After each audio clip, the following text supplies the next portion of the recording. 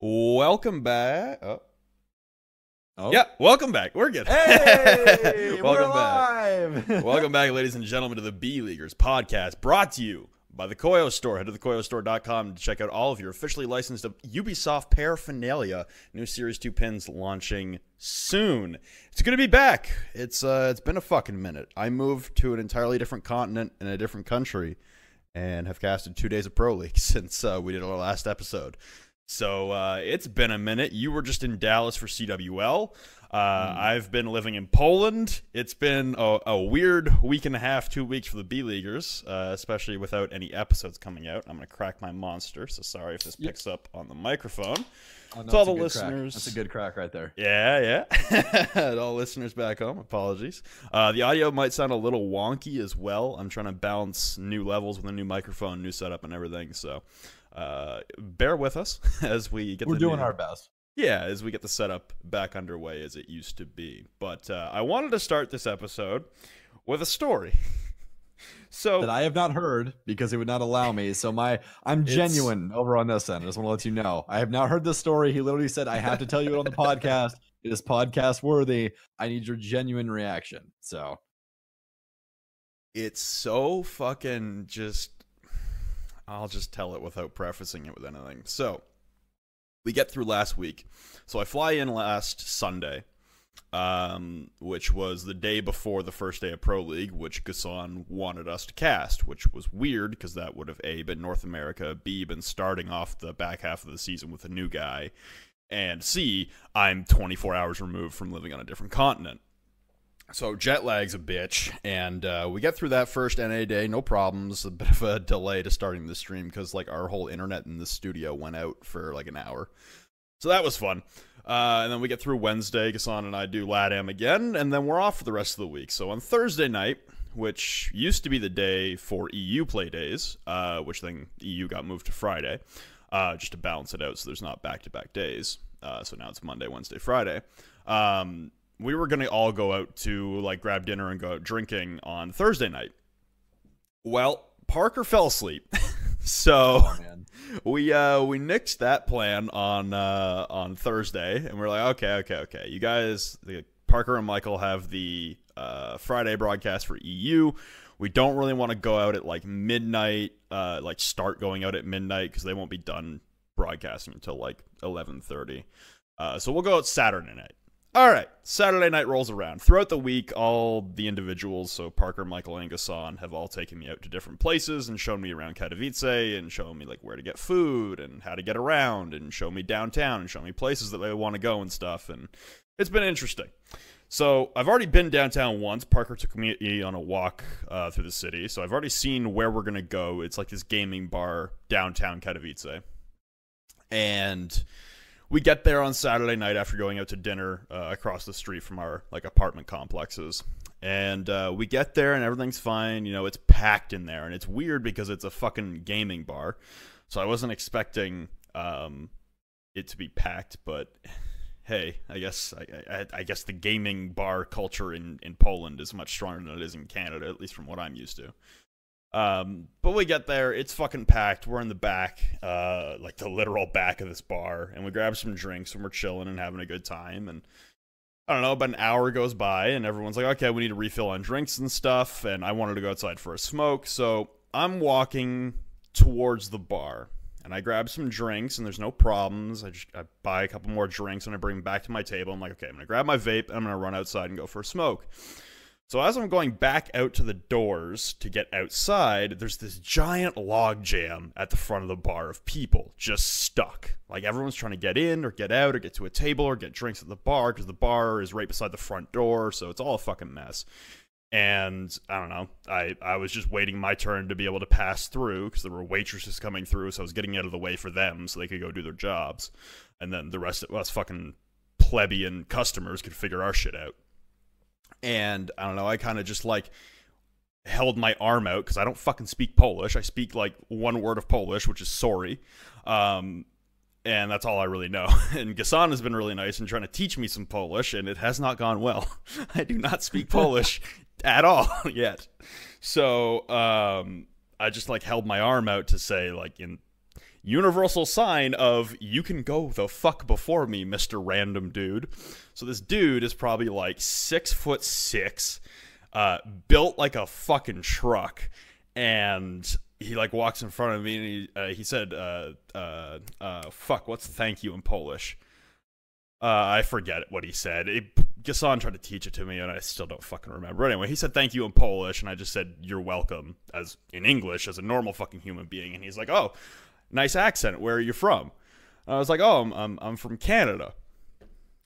And then this is where the conversation kind of derails, like 0 to 100 real fucking quick.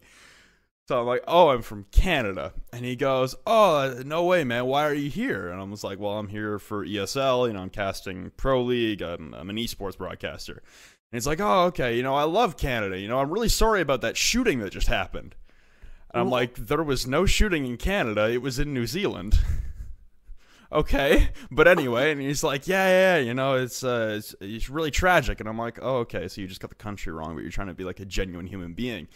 And I was like, okay, I think it was New Zealand. And he's like, oh, yeah, right, New Zealand. And I was like, yeah, so I'm going to go outside for a smoke now. And he's like, no, listen, man, you are so lucky you're white. And I was like, oh, God, where the fuck is this going? That's just the most blatantly racist thing. Sorry, correction. I thought that was the most blatantly racist thing you could say to someone in a passing conversation. Someone you've never met before, by the way. And I was like, okay. I didn't know how to react to it. I was so shocked, so taken aback by it. And he's like, yeah, man, like, all the Muslims, they keep coming to our country and they want to rape all our women. Like, honestly, and then he says this with a fucking deadpan face, I'd kill all the Muslims too. Oh my fucking god. Oh no. And the most terrifying, oh, no. the most terrifying part of that is Gassan was walking right towards me, and I was like, Gassan, no, we're gonna get in a scrap here real fucking quick. Oh my fucking god. Yeah. Oh my god. Yeah.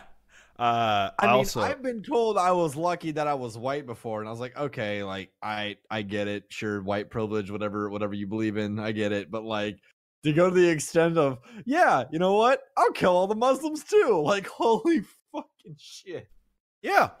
So at that point, my God. I just kind of like scarily nodded and just turned around and walked away. That's fucking terrifying, dude. I'd have been like, Gassan, we need to leave, like right now. Yeah, it was not good. So I go back, like I go outside for my smoke, I come back upstairs, and as I I walk in the bar, he's sitting, like this dude is sitting down at a table, like right beside the front door, and he waves at me and goes, hey man. And I'm like, why the fuck are you still associating yourself with me, motherfucker? Please stay away from me before I fucking lose my mind. And of course, in Canada, if someone would have said that, I would have punched them in the face. Yeah, it's the same thing in America. Like, dude, that is the thing about different countries that I think a lot of people don't understand, is you go to different countries, and they are not nearly as PC as North America is at all. Okay, like, but the big thing is I don't want to get fucking deported, so I can't punch him. Yeah, I want to punch him really fucking bad, but I can't punch him. So I come back in, I go back to the table where we're all sitting at. It's Kix and his girlfriend and Parker and Gassan and me. And we're all just sitting in the back, and I'm like, guys, I just had the most jarring, openly racist conversation I've ever had. So I told him the story, and Gassan just looks over and he goes, yeah, that's about right. And Parker's like, yeah, you'll get used to it. Oh my God. I'm like, oh, okay, so that's what I'm in for. All right, fun. So this is just like a thing here. Oh, gotcha.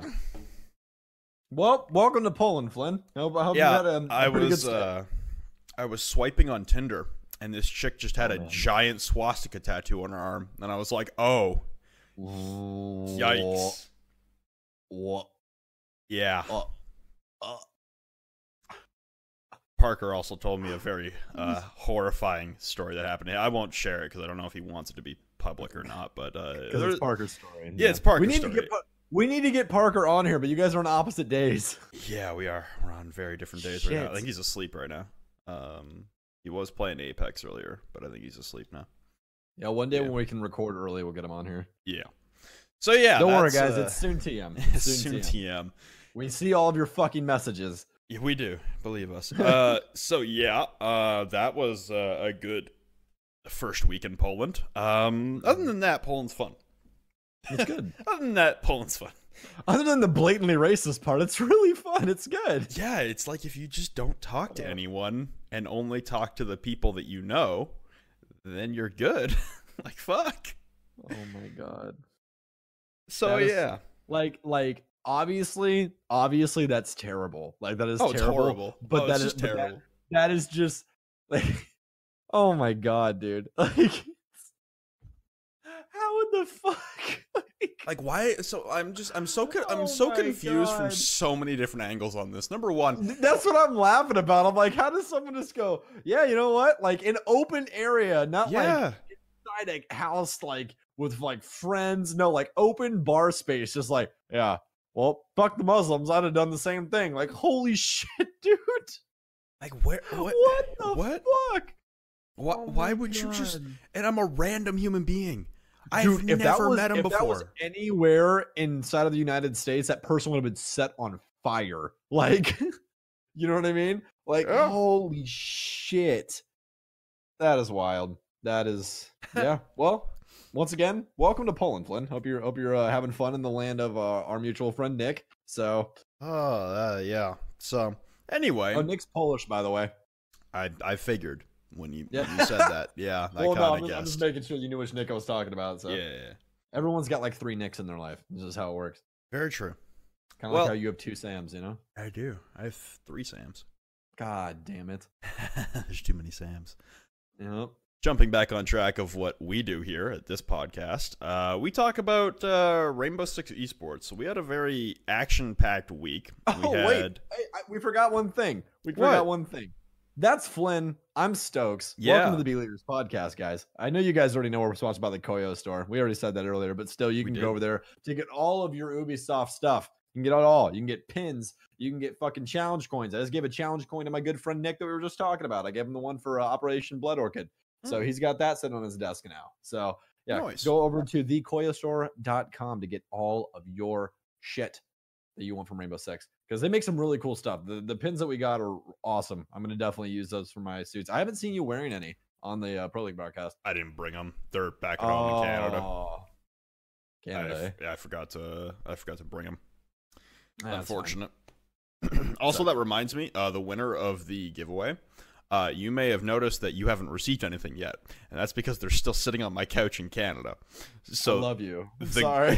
The good news is my mother still lives at that house, so I can give her your information and have her mail it out for you. So you will be seeing that in probably a couple weeks' time. I just got caught up in the move and completely blanked on going to the post office and being like, hey, I got to mail out this giveaway. So it'll be there eventually. I just got to call my mom and be like, hey, grab that thing off the couch downstairs and mail it, please. So it'll get there eventually. Yeah. Well, Flynn's casting Pro League now. I am. I just got back from Dallas, and I'm casting North American Challenge League as well as CCS. So, you are? Yes, I am. And I'm casting with Jared. I'm casting with Jared this Friday, Flynn. So that should be pretty fun. We're gonna have a good time. So yeah. Besides that, CCS has been a good time. So, you know, how's casting with Milos? How you like the desk? The desk is good. The studio is a lot smaller in person than it looks on Twitch.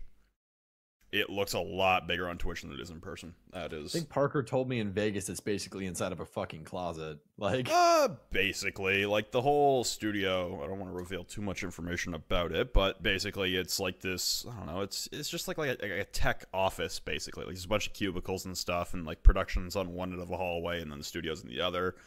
The USN desk is there. The desk they just made for Marciu for EU Challenger League for the Polish broadcast is like right behind our studio.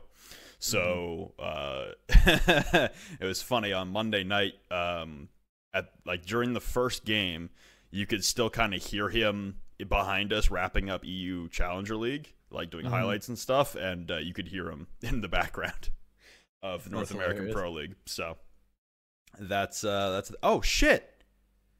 I just went on Wikipedia to pull up the results and stuff. It's Blue's birthday. Wait, like John's birthday? Yeah, it's John's birthday. Well, happy birthday, John. I'm gonna DM him on Twitter real quick. Yeah. Let me DM John real quick. Well, now that we're completely the fuck off track, let's get back into Pro League. So Pro League kicked off on Monday, last Monday, week 8 did. With North America. It was me and Gassan on the desk. We started off with a Dark Zero and Reciprocity draw on Coastline that I actually don't remember, unfortunately. The SSG Rise game on Oregon I do remember, and the Rogue EXG game on Border I remember. I don't know why I forget the Dark Zero. Oh, I do remember that. That was BC's comeback with the nades and Fox running through the smoke and all that stuff. Okay, I remember now. It's been a long week.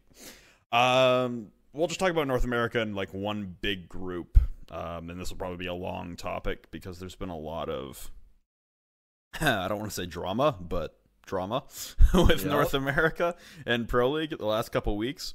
So I mean, when is there not drama inside of North America? Let's be honest here. Basically.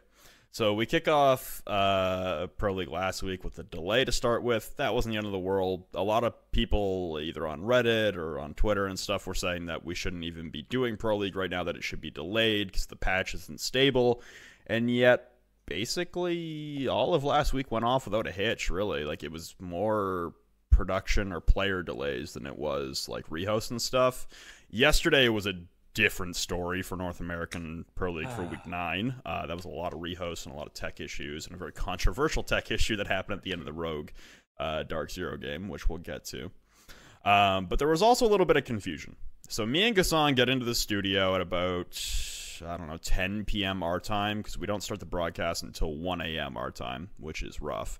And we're doing a lot of prep work and stuff because it's the first show coming into the back half of the season, so we have to break down like all the changes with the patch and the new operators coming in, and we wanted to take a few seconds to highlight Challenger League and all that shit. So we had like a half an hour pre-show that we had to work through before we could actually get into games and stuff, and there were a lot of assets that production needed help with like correcting and stuff. So we were there for like 3 hours. And during this 3-hour conversation before we went live, and then subsequently had to delay for an hour before actually going live, we had a conversation about the standings and what would happen with the Orglis disband. We were told last Monday that the games that Orglis had played against other teams in the first half of Season 9 would still stand. All the results would still exist. They would still count. Everyone who got a win against them keeps their win, keeps their round differential. Everyone who drawed and lost, all that shit. But we were told the back half of the season games, after they disbanded, just simply would not exist. Teams aren't going to get a free win. They aren't getting a 7-0 in the round differential. They're not getting 3 points in the standings for those games. It's simply a bye week. So we went to broadcast and we went live with that information and said, hey, by the way, those games don't exist. No teams are getting free points out of it. No teams are getting free round differential benefits out of it. So we said that last week.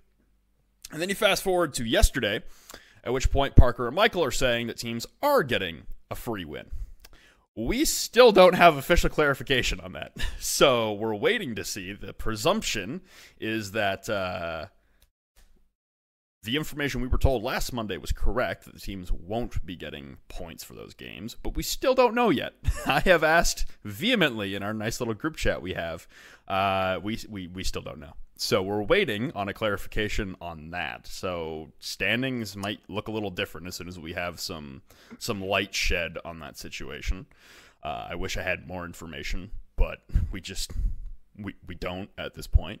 I'm going to go with the assumption that each week is a bye week and teams aren't getting points, because that's what we were directly That's what I told. assumed. I actually had a couple people in Dallas ask me about that followed the R16. They're like, well, Stokes is a caster. Stokes, do you know? And I was like, dude, I don't fucking know. Like, it's like basically what I was told is that it's a bye week for everybody. That was my understanding of it. But there's been other information that you get points for that week.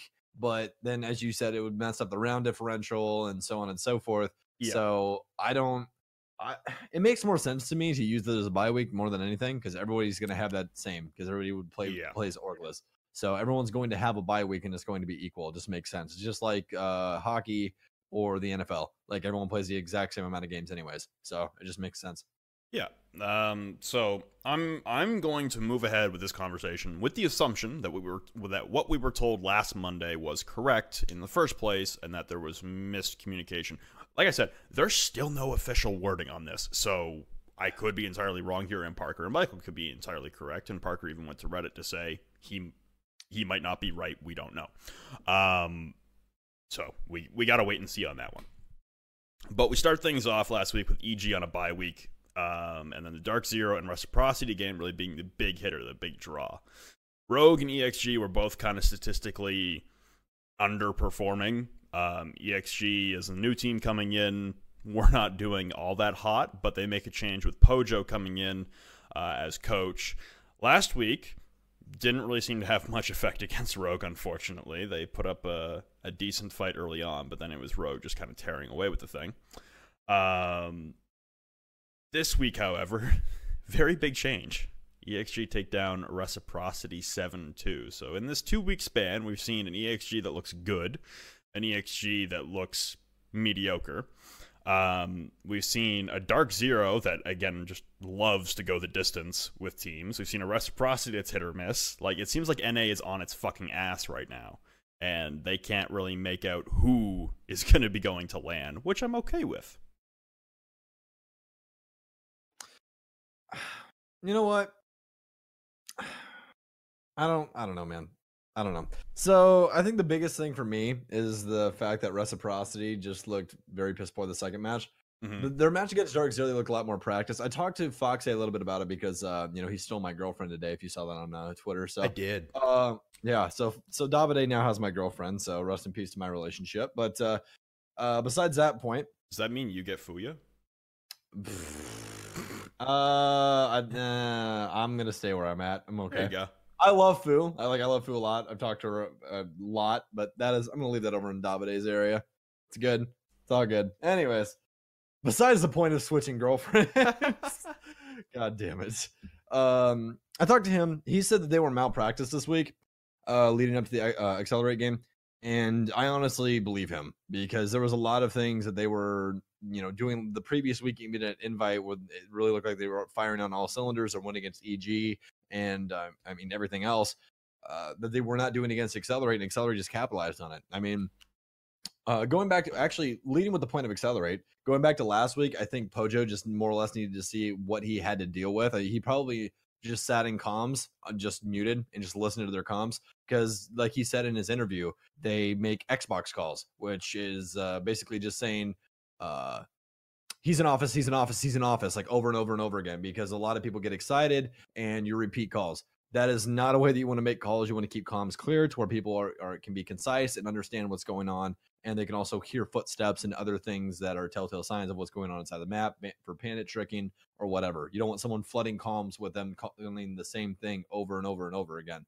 So that there's a fine line between flooding calls and not calling enough. And I think the hardest one is when you're in like a 2v4 situation and people are making calls on cameras and they're trying to describe every movement that is happening with this person. It's like, just give me the important ones. Give me the room that he's in and if he's going to pick me or not. Like, that's really all you need to do. Anything over that where you're repeating stuff a lot or going, he's going by flower pot. He's going by desk. Okay, he's back to flower pot. Like, that's a little bit too much and you're just going to overwhelm that person. So I think that Pojo is a really good addition to the team of Accelerate. I think he's going to help out a lot. Reciprocity, though, I honestly feel that they needed that to happen. They needed that slip up. The biggest thing for me is that Laxium was the bottom of the leaderboard. Mark was the top, which is the exact opposite of what had been going on for quite a while. So I think it was a lack of communication on Reciprocity's end and just not having very good team play, and Accelerate doing the exact opposite, having very good comms and using their abilities and their knowledge to win the Vigi game. So, hey, you know what? Flynn? A wise man once said, put pucks deep, put pucks on goal, win some hockey games. Get pucks in deep, get pucks on net, win some hockey games. Exactly. Hey, man, I mean, I'll give them credit. Like, that quote, so that quote is the most tired fucking quote in hockey, if no one understands what that means, is basically, Every single hockey player in the entire fucking I world loved it, is media trained from the day they're born if they're going to go to the NHL. Even if they're not, they're media trained from parents and coaches and social media managers and team execs and all that shit. They're managed to basically say the most boring, repetitive, team-oriented, basic-ass shit over and over and over again in interviews, and it drives hockey media insane. And it's a very tired quote that gets repeated. But what it comes down to is that quote means they were working on the fundamentals. And that's exactly what EXG looked like they were doing against Reciprocity. They were playing fundamentally sound.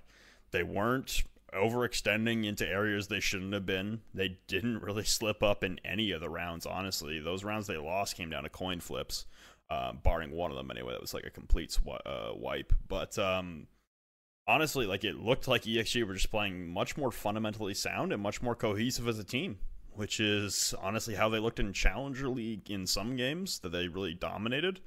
In Challenger League, they really leaned on Achieved to bring them through some of the games where the rest of the team didn't look that hot. But can we just talk about him for a second, honestly? Achieved, yeah, go for it. Yeah, that man has been putting in so much fucking work this season. And Achieved, Matthew, I am so proud of you, man. Like, the amount of determination this man has had over the last 2 years to make it to this level and maintain what he's doing and actually perform well inside of Pro League is unbelievable. And I think that just needs to be shown in the light a little bit, because I understand a lot of people don't understand, especially because the scene is growing. There's ever more people coming into the scene that just see names and they go, oh, and nobody backlogs. Biologic has been around for a very long time. Achieved has been around for a very long time. These are household names that have been around since the beginning of this game. And they've never really been those top tier players that we wanted them to be. Biologic has had some amazing games in the past, but faltered when he got onto the Infamy roster and then really wasn't able to pick up steam ever since. Achieved, kind of the same thing. He bounced around Challenger League, made it into, I believe, the bottom of Pro League. Flynn's going to know that a little bit better than me, probably. But I think this was. I don't think he touched it. I think he bounced into Challenger League and that was it, wasn't he? Okay. Yeah. The Achieved and Bio duo stayed together basically their entire lives. I remember when I first came over to PC in Red Crow, which was year 1, season 4. For anyone unaware, I would play against them in ranked every single fucking day, and that was kind of all they were known for, to be honest, was being the duo rank stack. They'd have people. That's the first season I was Diamond. It was a long time ago. They've definitely changed it up, and I'm glad I don't have to play them in ranked, and I'm glad I've gotten a lot better since then. Because I used to despise them, having to play them in ranked every single fucking day. I would believe it. But anyways, just for closing notes on my little stint there, just Achieved has been performing out of his fucking mind this season. Even when Accelerate does bad, he does good. Yep. It's very, very impressive. And also Thomas has been doing so much work for that team. That entire team, I believe that roster can go far. I think the only one that kind of scares me a little bit on that roster is Schlongy, just because we saw what happened with him with C9 and Beast Coast, to where he's either the greatest player to ever touch the game or he's a copper 4. That's it. That's all you get. That's all you get. It's either on or off. So that's the only thing that scares me. But he seemed to be a little bit more consistent than he used to be, which I'm happy about.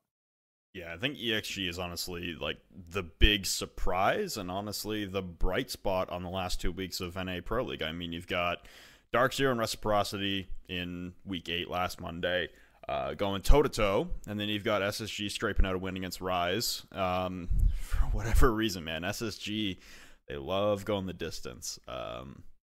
Finally, they're not tying. Finally, they're getting that 7th round to get all 3 points in a game. But I think the big note for the last couple of weeks has been EXG. Just the turnaround with Pojo coming in as coach, Achieved and Bio still continuing to put in work. Like you said, Thomas as well, playing rather consistently in a lot of games played in a row. So I'm excited to see where EXG goes. I think at this point, yeah, they're way too far out of it to be considered for Milan, but I don't think there's really going to be much of a hope of them much hope for Rise to pull out of that 7 seed the way they've been playing. They do have a game in hand now, and I guess I should talk about games in hand because I will be mentioning this on Pro League when we do, when I do NA next Monday. A game in hand is a term we use in hockey and baseball and basketball and stuff like that, where teams while they might be tied in points, one team will have more or fewer games played than another team. So you have to look at games in hand as another factor in the standings. And we're going to have to look at that when it comes to the standings of North America. Currently, Evil Geniuses has 18 points. They're in the second place because they have fewer points than Dark Zero, but they have a game in hand over Dark Zero, which means, yes, they have fewer points, but if they win that game, the game they have in hand, which they haven't played yet, they will then be at 1 point above Dark Zero. And in case anyone's wondering why that's a thing, it's due to bye weeks. So that's kind of more or less. So like you said earlier, since Evil Geniuses had a bye week last week, they have that game in hand for later in the season. If anybody in here follows the NFL, because it's a lot easier to kind of explain with that, you have 16 games that you get to play. Or excuse me, there's 16 weeks in the season. 17 you play weeks, 15 of those games. Or 17, 16, thank you. I was down by one. So 17 weeks in the season, 16 games you play. So you have one bye week. That means the only week that isn't a bye week for anyone is week 1. After that, bye weeks start. So starting the second, it's 4 through 12 that are options for bye weeks in the NFL. I love you for this. I got you. Yeah. Anyways, I learn something new every time I talk about sports with Flynn. It's so great. Anyways, so as he said, 1 through 3. So week number 4 is when people start getting games in hand. Like the Bears this last season had their bye week on the 5th week. So after that, we had a game in hand until the end. Well, excuse me. We got given our game in hand on our bye week, which was game number 5. So yeah. So that's how games in hand. Yeah, that's how games in hand work. I will be mentioning it on the broadcast for North America. So I just want to clarify for anyone out there who's listening and won't understand what the fuck I'm going to be saying on Monday. Want to bring up that point of like something like just I like will. That the bye week that happens. Yeah. Yeah, I'll definitely be mentioning that on the Pro League broadcast as well. But again, just for some upfront clarification, EG currently. I love you so much. EG and Rise currently both have games in hand over everyone else. Rise, 3 points right now, 1-0-7 record in the 7 seed. Like I said, they have a game in hand, but even if they win it, they're still 3 points back of EXG, who are trending on the uprise right now. EXG has the week off next week, so they're still looking good. Like, it's going to take 2 consecutive wins for Rise, and their next 2 games are against Reciprocity and EG, just to catch EXG. It looks like even heading into Week 10 next week, that Rise is going to be in that 7th seed, and they will have to play a relegation game against the second-place team coming out of the CL playoffs. And I guess we should touch on North American Challenger League now, because that's all the Pro League stuff out of the way for North America. Yeah, I mean, you weren't there. You were in Dallas, but we can talk about Challenger League. And talk about what happened there. Let's not talk about my channel. Yeah, that was kind of a shit show. Oh man, production, guys. We got a lot of new faces working the Challenger League this season, caster wise and as well as production wise, because we didn't have any production behind us last season. Flynn and I finally got our wishes, and we got production money, and are working with Ubisoft to make Challenger League better for you guys. And of course, that's going to come with kinks in the host per se to try and get all the bugs worked out. And the production manager from my channel had never worked with XSplit before. It's not his fault, just a learning curve, because it is a little bit different than OBS. So we're doing some dry runs this week to make sure they're not gonna have any issues. So for my casting debut, all of the bugs will be fixed. That's why I took the vacation. That's why I took it off. I was like, hopefully I don't want to deal with this, so I'm just gonna go to Dallas. No, but thank you again to Corn Pop for filling in for me. I really do appreciate it. My casting duo for the Challenger League season, ladies and gents, is going to be Man Pants Live or Jared, depends on how you know him. It's at Man Pants Live on Twitter if you guys want to go drop him a follow. And the other duo is going to be Uzumaki and Sternab. Sternab being a household name from EU, he does quite a bit of NA stuff as well. So make sure you guys go over to either Rainbow6_UK, and that is 6 spelled out. I know it's weird, but that's how it is. Rainbow6_UK for Sternab and Uzumaki's side of things, and then Stokes TV, which is my Twitch, STOAX, if you guys don't know, TV on Twitch. You guys can drop that a follow live every single Friday, and you can catch some of the Challenger League games for North America. So there you go. That's my little plug, so I can get more followers and then be partnered before Flynn is. Lamau. Probably, honestly. Anyway, jumping into the standings, because I don't really want to talk about the individual games, because there were games going on concurrently all night, because that's how Challenger League is. So it's hard to, like 12 hours worth of VOD, so good fucking luck. Yeah, it's hard to, because I just keep flipping back and forth between the games to watch like round counts, and then I'll watch like the ending of a round, flip back to the other stream, watch the ending of the next round, and go back and forth for CL. But I think, honestly, because I was surprised when Super's article for CGG came out, his interview, where he said that this is the most stacked North American Challenger League season we've seen, possibly in history, definitely in a very long time. Hard not to agree with him after the first week of results. OC leading the charge right now at 2-0 with a 14-5 round differential, so they're up 9. They win both their games pretty handedly. That was, I mean, OC is a damn good team, but you've also got other names in here that I think are pretty surprising to be down near the bottom right now, which would be Disrupt and Elevate. Disrupt, the number 2 seed, basically the entirety of last season in Season 8 of Challenger League. They obviously made 2 roster moves, picking up Yeti and Reed, and dropping Remorse, and who else did they drop? Oh, they lost Gotcha, and then they brought in Skittles. So all that nonsense. Yeah, so that's what happened there with Disrupt. It's a way old move, Yeah.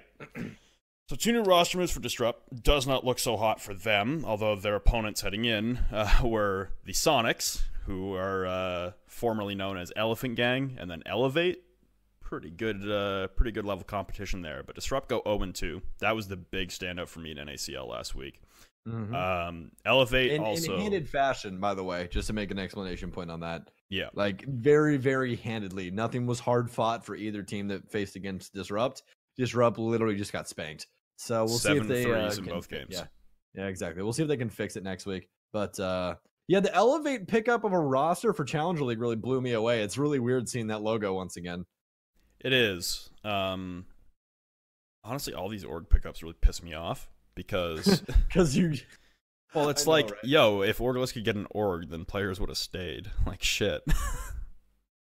Then we wouldn't have this whole bye week nonsense and a team dropping out of Pro League in fucking Season 9 of the Pro League. Trying to explain bye weeks to people that don't watch sports. Yeah, like, you're just making my life fucking difficult. Anyway. Hold that one, Chief. Yeah, the Sonics go 2-0. Closer games, though. The 7-3 over Disrupt, obviously, but they did 7-5 against Vicious. And that's another team formerly known as the 92 Dream Team that has also gone through a perpetual 5th door, or a revolving door of 5th members over the last couple of weeks, which is also interesting. We talked about the whole, what's-his-face situation. Why am I blanking on his name? Yard? No. The 5th they picked up on Thermite Smoke dropped like 18 kills in a game and they dropped him. We've both played with him before. Oh, Filthy? No. Oh, crap. Oh, no. The fact that we can't remember his name. Yardy, Execration, Hyena, Filthy, Rex, and Doodle, Ken's Bombs. Yeah, none of those people. Oh, shit. I don't know then, dude. I forget his name. He's from IEG back in the day. Fuck it. Whatever. Whatever that fucking guy's name is. I fucking remember. Anyway, they dropped him. We talked about that situation last episode. Revolving door of 5ths, basically, for Vicious right now. Hopefully they can sort their shit out as far as having a 5th who can play Breach and shit. Toon Squad as well. That's another surprise. Toon Squad going 2-0. They look really good. It's weird. Now, they took down Silla's Gorillas, who's a little bit of a lower tier team, a team that's very inexperienced. One of my best friends is on that team. But that whole team. Oh yeah, Sam's on that team, isn't he? Chase. Or Chase, excuse me. I'm sorry. It's not loading. Yeah. I need the tag. I thought that was Sam, but Sam's the other guy. Yeah. So yeah, Silla's Gorillas are very inexperienced, and a lot of people were surprised that they made it, myself included, just going by the experience on that roster. But Toon Squad, a 7-5 against them. It was a weirdly close game on Villa. It kept going back and forth. And then Toon Squad with a 7-2 over Our Bad. So lower level competition there, I would say, is fair to say for Toon Squad. We'll have to wait and see what they do against better teams. But for the most part, that's another one that kind of caught me off guard. I thought they'd split their games and we'd have more depth in the middle than having 3 teams who went 2-0 and 3 teams who went 0-2.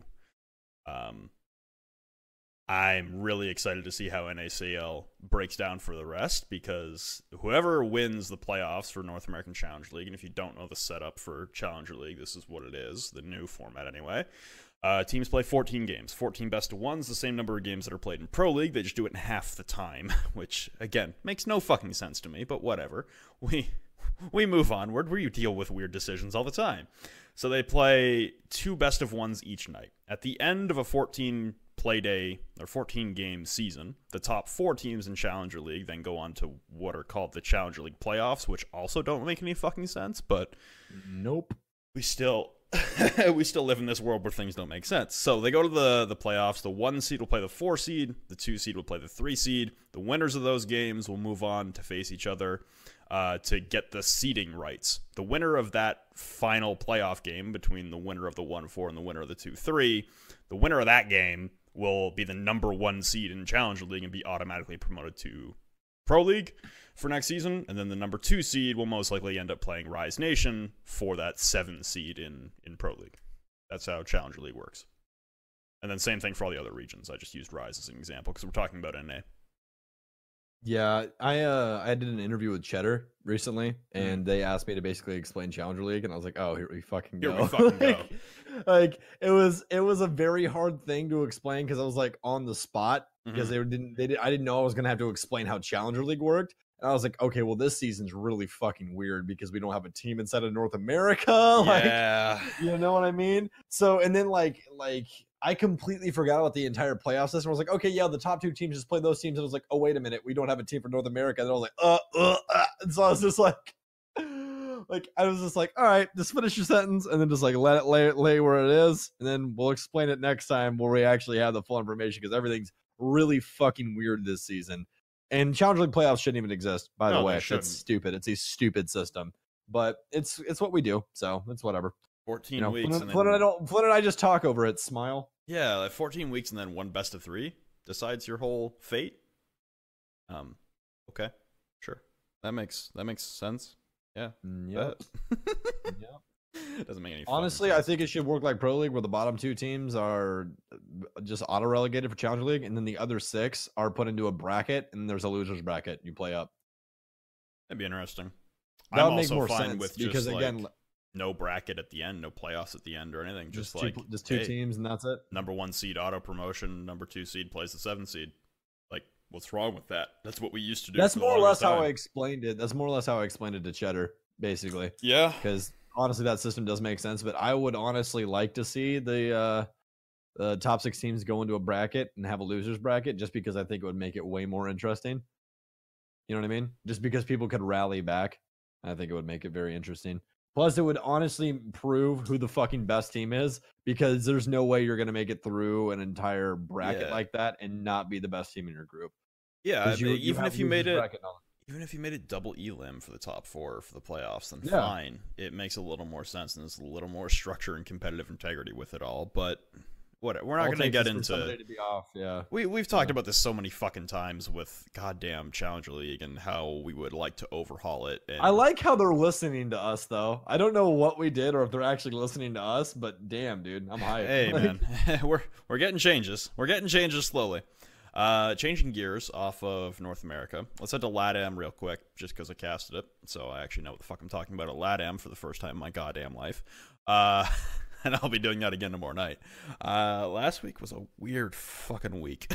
A weird fucking week in LATAM. Let's go, Liquid, baby. Dude, I don't even fucking understand that Liquid IMT game. We also had 3 Clubhouse games. Fucking shoot me. I'm glad that tonight there will be no Clubhouse available for any game. So thank the fucking Lord, because I'm sick of Club already. The number of times that we had to cast, like specifically my games as well, that had Clubhouse in them, I just wanted to put a bullet in my head. And then again on fucking Wednesday with all the LATAM games going to Club, that was irritating as fuck. But it was a 6-6 tie. 3 out of the 4 games went the distance. I'm still fucking cursed. Smile. I get all the aces. Smile. Yeah, I get all the aces, but suck it, Parker. Suck it, Parker. Yeah, exactly. I forgot. It feels like it's been a fucking year since that happened. Can't believe it's only been a week. It's a year in internet time. Yeah. I mean, it's basically felt like a year since we did a podcast. Yeah. Sorry about that again, guys, by the way. Moving is hard, especially when you move to a new continent. Smile. Yep. Especially when they're like, hey, we need you on a plane like tomorrow. Now. Yeah. Like they're like, hey, you have 48 hours to get all your shit and move to a different country. I'm like, oh, okay, cool, thanks. Yeah, but I was more or less talking about Liquid in the sense of that the tournament that they won inside of Brazil. So, true, yeah. I was very, very happy for them that their PSK pickup, everything's back to what seems to be back to basics with them, and I'm extremely excited for it. So, Nesk was playing out of his fucking mind, dude. It's like, yes. Then I was like, wait, why wasn't it like this at Invite? I wanted to cast this. Yeah, Nesk also had a beautiful game against IMT. That clutch with the caster cam when me and Gassan I just like froze. I was like, what the actual fuck did I just watch? Yeah. It was a good time. Oh, I love those. Somebody pointed out to me after that whole Suck at Parker clip about the Aces thing. Yeah. They were like, yeah, you actually got to cast like the best ace of group stage with Flynn. I was like, oh shit, yeah, I did. Yeah, the like, hungry 6-second ace, yeah. I had the call on it, but you were right there with me. Yeah, with me screaming hungry at the top of my fucking lungs, dude. Yeah. Oh man, I didn't honestly, to this day, I still did not think that he got that kill on that guy inside of archives. That shit made it just did not make sense to my brain. I was like, he could see his fucking ear and he removed it. Like, holy shit, man. Hungry is so good at this video game. It's insane. Anyways, besides that point, Liquid doing fantastic. I'm really happy that game against Immortals was crazy though. I just saw the clips on Twitter. I didn't get to watch it because obviously I was at work. So. Yeah. It was weird. The first game of the night was INTZ against Pain. Me and Gassan thought that was going to be a slap for INTZ. We thought that was going to be a quick game, and it turned out to not be. A lot of weird post plant rounds, and a lot of planting in like 4v4s and 5v5s was also strange on Bank. Then we fast forward to FaZe Nip. That was a real good game on Clubhouse. So many fucking like all three of these Clubhouse games that I'm about to reference, they were all attacker sided. Explain that to me. Three Clubhouse games in a row being attacker sided, and why is everyone roaming on Clubhouse all of a sudden? They're defending basement, and all of them are just like, yo, we didn't do this at SI, but now we feel like doing it, so blow us, I guess. I don't know. I mean, there was certain strats on Clubhouse that were used with roamers when they were playing downstairs, but it wasn't crazy. It wasn't every round. That's the thing. Like, it was once in a while to like try and fuck someone up, and then like all day Wednesday last week, it was just every single round. You're defending downstairs. Yeah, 3 roamers. Who gives a fuck? Well, I mean, the one thing is, if you really think about Clubhouse as a whole, if you set up downstairs, you choose a downstairs site, and you put roamers all the way upstairs, you basically put them on an island. Because there's only 2 fucking staircases that can come down. Yep. Like, they can go garage, but that is so easy to just set a drone there and go, hey, he's coming garage. I rotate from blue, and I shoot him. Like, you know what I mean? So, I don't know, man. It seemed to work. It's been working. I mean, the same thing happened inside of the EXG game. When they played against Reciprocity, they were winning attacking rounds. They were roaming. Yep. Like, there was a lot of shit going on inside of that game that you regularly do not see on Clubhouse. And everything that all of us as casters love to harp on right now is that defense is heavily favored in this meta. There's so much information that you can gain.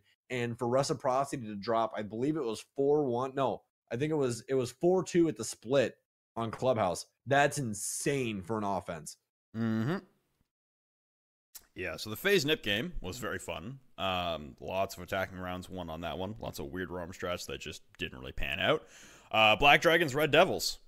Thought that was going to be a fucking closer game. Nope, 7-0. All right, interesting. 7-0 on Clubhouse when Black Dragons started on attack. By the way, they won 6 straight attacking rounds on Clubhouse. That's how fucking weird last Wednesday was. And then there was IMT Liquid, which ended in a 6-6 draw on Club. And it really looked like... Here? Let me look at these stats. Hey, guess what? It was on Clubhouse. Wild.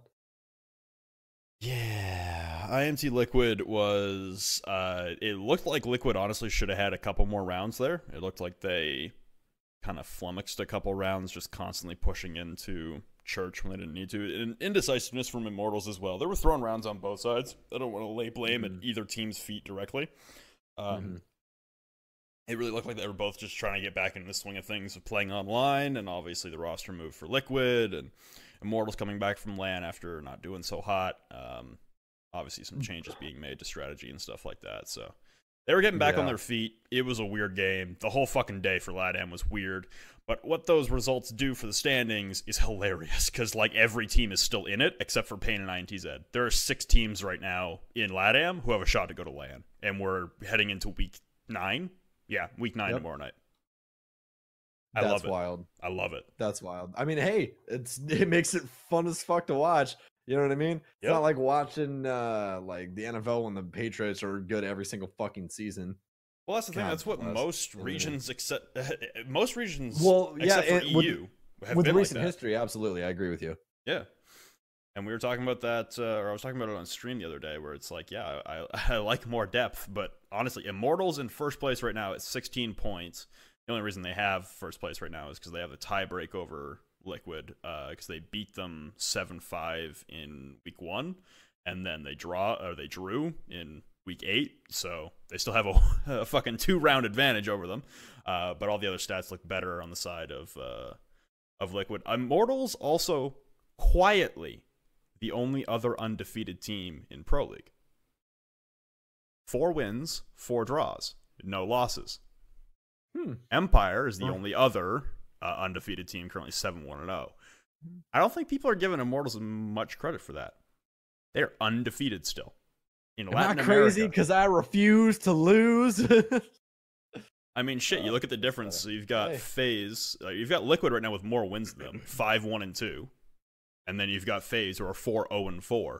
Same number of wins as Immortals, but they're 4 points under them in 4th place right now in comparison to 1st, just because of those ties. And that's kind of what I was talking about SSG as well, when they're racking up all those fucking draws in the first half of the season. It's like, hey, at least you're fucking getting points, and at least you're not losing, and at least your round differential isn't moving anywhere.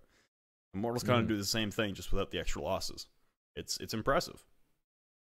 So I want to touch on this a little bit, just because, as you said, you casted these games. Sure. Clubhouse, Immortals versus Liquid. Yep. Immortals bans Thatcher off the rip, okay? And we talked about this before. I don't know if we touched on the podcast, so I'll touch on it a little bit.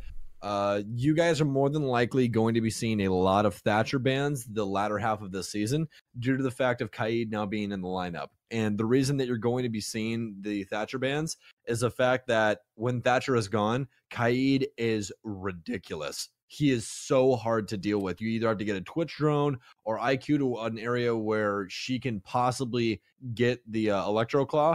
Otherwise, you are fucked. You cannot get anything open on Bank, on Clubhouse, anything that has hatches. Oregon, all of that stuff is damn near impossible when Thatcher's off the board and Kaid isn't. It's very, very difficult to deal with. So I'm very surprised that they did not ban Kaid here. Team Liquid and Stand banned Echo, which I understand. That duo of Echo and Maestro is ridiculous. Want to remove one of them from play. Immortals banned Mira. Obviously, they don't want to take away Kaid from themselves. Now, my question is, did they start on offense or defense? In that game? Yes. IMT started defense, if I remember correctly, because we were harping on them. Well, it makes sense with the bans, actually, if I think about it right now, because defense always bans first and bans last. Well, to counteract, I got a couple things to mention off your points that you just made. First one, we were harping on IMT for not bringing a Kaid. They brought him like once. What? And they defended downstairs like 4 times. And they were like in a 2v5 multiple rounds and only won it because I forget who it was, but someone on IMT just went the fuck off in like 2v5s multiple times in church. So yeah, they banned Thatcher, didn't feel like bringing Kaid. It was a weird fucking game. That's what I mean by last Wednesday was weird. Like it was out there. Second thing, we'll go point by point just so I can go rebuttal and then we'll go. Okay, cool. Go for it. I love how we just make up these little formats as we go. It's great. Anyways, coaching wise and everything, just look, as you said, Immortals top of Brazil. Great team. Saw that I'm in invite. They did a really good job, even though they didn't make it to the grand stage. They still looked pretty good in the games that they played. Okay. To not even make a mid-round adjustment for that is almost laughable. Like that, everyone knows that Kaid is the guy that you bring to defend hatches. And if there's no Thatcher, why not? Like he has an amazing gun. His utility is ridiculously broken when there's no Thatcher. That absolutely baffles me. Yeah, there was a couple other things that we talked about pregame, which is we threw up the most common played attackers in Latin America. Thatcher had like a fucking 20% play rate versus North America, who has him at like 74 right now. So Latin America also just does not give a shit about playing Thatcher anyway. And then the other like alternative like countermeasure we saw coming out from Liquid, actually, when I think it was the only time IMT brought Oh no, it was when Liquid was downstairs bringing the Kaid, and IMT brought an IQ with breaching charges. They put a breaching charge right beside the kitchen hatch, and the splash damage from the breaching charge actually destroyed one of the Kaids on the hatch. I got you. So there are other workarounds you can bring. And that it wasn't even intentional though. They didn't even try to. They were just trying to open up a fucking kill hole to make sure no one could like impact Trick in the eventuality they got the Kaid off. Like I forget who was IQ in the situation, but they like blew the breaching charge. The Kaid vanished, and then the IQ like was walking out of kitchen when she detonated it, and they came back 30 seconds later and was like, "Oh shit, the Kaid's gone." Oh, I didn't even realize. Okay, cool. And then they were like, "Oh shit, get kitchen hatch open, get it open right now." It's always great with those moments because, as everybody knows, pro league players don't have points on. That's just a pro league HUD. So it's always great when you see something like that where they down somebody randomly or something like that, and they just have no fucking idea. Yeah, and you're like, oh shit! Like, yeah, it was a hilarious. Dance around for 30 seconds. It's fucking hilarious, man. It's great. It was a hilarious turn of events, and I was dying while casting it. I think Gasson had the ending call on that round, but I pointed out the whole Kaid thing in the post round, and yeah, it was just. It's fucking hilarious. So I don't even think they intended to fucking get rid of the Kaid that way, but they found a way to do it accidentally. And hey, all the power to them. Let him keep doing it. But yeah, that game was weird. And going back to the standings, like you've got Immortals in first place right now with 16 points. Team Liquid in second place, tied with them in points, but obviously Immortals holds the tiebreaker, which will be huge down the road given how close everyone is. The disparity between first and sixth right now is 2 wins. 6 points. Also, the round differential, the round differential between these teams is not far off. Honestly, it's minus 11 for Red Devils, and that's only so bad because they just got 7-0'd off the face of the planet by Black Dragons.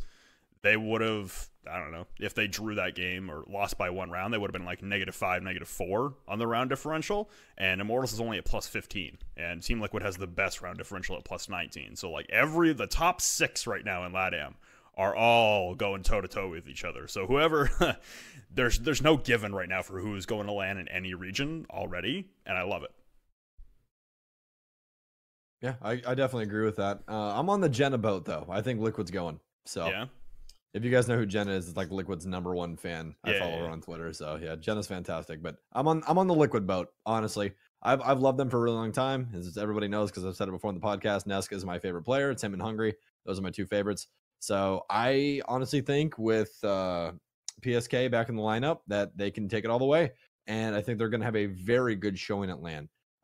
Everyone seems happy again, man. They really do. No one's getting yelled at for 0 reason. I mean, hey, Flynn, we called it, buddy. We called it. Bye-bye, Gokhan. See you later, buddy. I mean, if you want to be toxic, that's you. Welcome back to Challenger League because no one else is going to deal with it.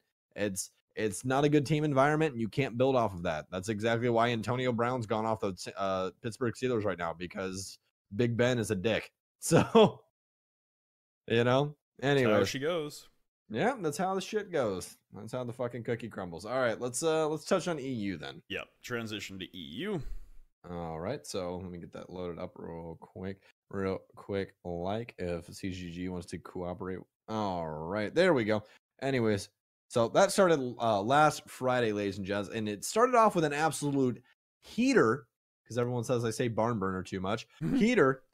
G2 versus Lestream. Everyone thought G2 was going to put Lestream in the fucking dirt. And it ended up being a tie. Hell yeah. Yeah. Yeah. And honestly, I don't know if you tweeted it or who tweeted it, but Lestream is a great team online. They are a fantastic team online. And that showed right there. G2, kind of a rocky start, but I mean, they showed us at SI, once it gets to land, there's nobody better.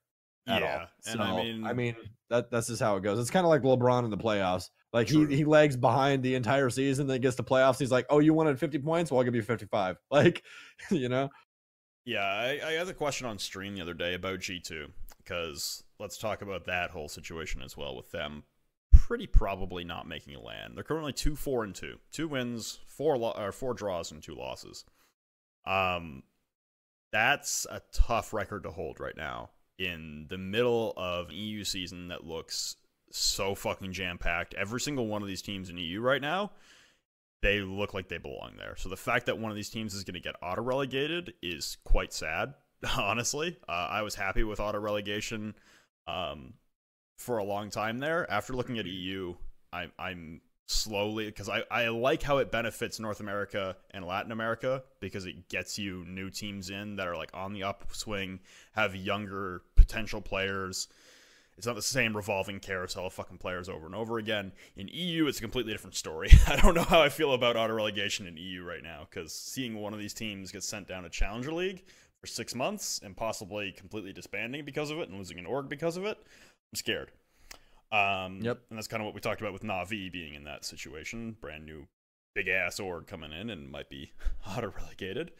I really hope not. I believe in them. I think Corey can really help them out a lot. So did you like that? That was good, right?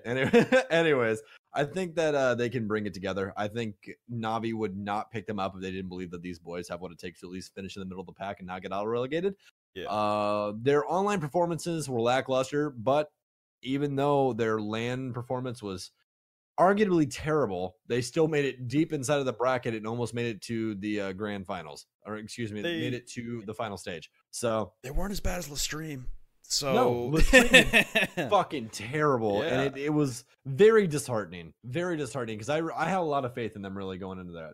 Yeah. So as well as Brazil, you and I both had faith in the Brazilians, man, and they they fucked us, Flynn. They fucked us hard. Dude, we both had 3 Brazilian teams making it out of groups. I think you actually had all 4. You either had 3 or 4. Yeah. I know you had Immortals coming out, which is the one I didn't pick for SI. But I'm pretty sure we both took FaZe and NiP out of Group A. I believe you took Empire. I had FaZe. What was the NiP group? It was FaZe, Reciprocity, Fnatic, and NiP for Group A. I had Fnatic making it out. I don't have the thing to prove you wrong, so we're going to assume you're right. Anyway, we had a lot of Latin American teams coming out of groups in SI, and we were wrong. Yeah, we got boned on that one. But jumping... actually, you know, it'd be fun real quick. Let's do super early predictions for Pro League. We have predictions from the beginning of the season, but let me wrap up my point on G2 real quick. Okay. All right. Jumping back to my thing about G2. I got asked, will G2 make LAN? And basically my response was this. There are teams like G2 in professional sports around the world who have this innate ability to suck dick. They can just kind of coast. They don't have to put any effort in. They can be middle of the pack. They don't have to try. They don't have to sweat. They don't have to do anything. And they can kind of coast to mediocrity for a good portion of the regular season. And then when they realize, oh shit, we're not going to make it to the playoffs. We're not going to make it to the finals. We're not going to make it to LAN. They have this innate ability to just fucking flip a switch and dominate everyone. I have a feeling G2's that way. My counterpoint to that is, G2 also probably doesn't give a singular fuck about Milan, because the prize pool is so minuscule in comparison to SI. They just made a shit ton of money, all of them. They just made $800,000 off of one tournament in Montreal for 2 weeks, versus Milan, which I think is barely over $100,000. That might even be over-exaggerating the prize pool. So the disparity between prize pools for tournaments right now is actually kind of troublesome. And G2 doesn't need to win another title. They've won everything there is to win at this point. They obviously want to keep winning because they want to keep making money and keep being the best, but I think there's one or two things that are going to happen. It's number one, they're just going to flip a switch and prove everyone wrong, because they're those kind of fucking egomaniacs who just love to toy with people, love to toy with the emotions of the fans, and love to fucking prove people wrong. Or they're just simply not going to give a shit for the rest of the season. Coast to a 5th or 4th place finish, make sure they're not in danger of losing their Pro League spot, and just come back next season and maybe give a shit next season. Who knows? But if they just keep winning all the majors and don't have to actually win Pro League finals, then I understand why there's a lack of motivation. I understand why they're apathetic when it comes to the Pro League season, because there's just not as much money on the line. There aren't as many bragging rights on the line. The seasonal finals are single elim 18 tournaments that happen in a weekend versus majors that are 2 weeks long with a group stage, double elim group stage, and then a single elim playoff bracket with 16 teams from the best teams around the world who all had to qualify to get there. I'm split on what I think G2 is going to do. Like I said, they're either going to fucking just turn on the jets and just dumpster everyone, or they're honestly just going to remain so apathetic that they don't care. They expended a lot of energy at SI, and there's something actually. You know what? Somebody touched on it earlier this week. If you guys follow Spartan, which is a former Halo pro, he did a twit longer where he talked about basically expending energy in a day, and he treats himself like a gas tank, right? Like that's kind of how he looks at it. As everything takes energy. Picking up the phone to answer the call is energy. Playing is energy. Doing everything inside of a day is energy. Well, a lot of these things with teams inside of all sports are all in an energy tank style sort of thing as well. And I think that currently at this point, they have hit their limit. I think that G2 at SI expended everything they possibly had because they wanted that so fucking bad, just like Pengu says inside of the documentary. I fucking hate losing. Do you want to lose? Like they do not like losing at a grand stage, and they didn't. They won in a extravagant fashion, the longest pro league game ever played. Rest in peace, Flynn. So I think that at this point, they don't give a fuck about the season. I think they're going to rest up. I think they're going to let the tank refill. And when they have an opportunity to come back and slam everybody once again at the USA Major, they're going to do that. I think that's exactly what's going to happen. I think they're going to go to one of these small DreamHack events. They're going to pummel every single team there because it's G2. They can do whatever the fuck they want. They're going to get a free ride to the USA Major, and they're going to fly over here, and they're going to win it all again. I think that's exactly what's going to happen. I think that they are past Pro League Finals. All they want to do is just win majors over and over and over again. That's what I think. That's fair. Honestly, yeah, SI is draining. I'm just in the boat right now where I think, like, either they're doing it for pride, because they're definitely not doing it for money. They're definitely not trying to win a Pro League final for money. There's just not enough money in the seasonal finals right now for them to really give enough of a shit about it, which is, again, kind of sad. I hope that the seasonal finals can up the prize pool, because we've seen now a major with $2 million on the line, and that was really fucking cool. And it's just a little disheartening to then see, the seasonal final prize pool be so low. But yeah, that's EU. The games from EU were like Chaos returning to their shit form. Unfortunate, but not too many people are surprised by that. They started the season off pretty hot, and then they hit a wall heading into the break, and they've continued to hit that wall. Secret with a bounce-back win against Mouse. I thought Fonkers looked really good. Mouse, I really hope, continues to, bounce back and keep twiddling along, but they're probably not going to make LAN. And then there's the whole Navi situation. Will they get auto-relegated? Will they not get auto-relegated? Will they be in a relegation spot at all? I think right now, Chaos are my front runners for taking the auto relegation spot, and then that 7 seed is going to be a mess. I don't know who's gonna wind them up there. Man, EU's in such a weird spot right now. Yep. I think the one word to just wrap up all of EU is just peculiar. Like that's it. Like nobody could have predicted what's happening right now. Nobody. No. I understand, like, a lot of people, like, even you and I at the beginning of the season were like, look, we think Empire's going to come in swinging. I think I had them at the second spot. I believe you did as well. We thought they were both going to LAN. I have the predictions on my phone. I can bring them up. So, I'm not surprised by Empire at all. The thing that surprises me about EU is the fact that the 3 teams under Team Empire is Lestream, Penta, Mouse. All right? The biggest thing for me is Lestream, because Lestream, second team in all of EU right now. Their round differential is honestly not that good at 6. Team Empire, just for apples to oranges sort of deal. Yeah. Their round differential is 27, Flynn. 27 to 6. That is ridiculous. They haven't lost either. They're 7 wins, 1 draw, 0 losses. Insanity. But the middle part of EU is very, very close points wise. So Team Empire at the top of the mountain, 22 points, right? Then they're going to go LAN. They're going to be the number 1 spot. Yep. Then I'm going Lestream, Penta, Mouse, G2, all right? 14, 12, 10, 10. And then Chaos at 9, but like I said, they're falling off a cliff. Literally, honestly, if Lestream slips up at all, they can drop down to Natus in Secrets area Definitely. They can definitely drop that far this latter half of the season. There's a lot of games to be played. If Team Secret comes out swinging, as well as Nazman Siri, I think they can shoot back up. Now, the teams that didn't go, so Chaos, Team Secret, and Mouse, all of those teams have time to, try and figure out new strats, scrim against each other, scrim against CL teams, figure out really what they want to do and how to make their rosters, the cogs of the machine work better. You know what I mean? Try and oil up the machine, try and get things rolling. They can try and get that fixed. But I think that the biggest issue is going to be, will Team Secret bounce back to form of what we saw them in the previous season? If they're able to do that, I definitely think they can shoot to at least the middle of the pack.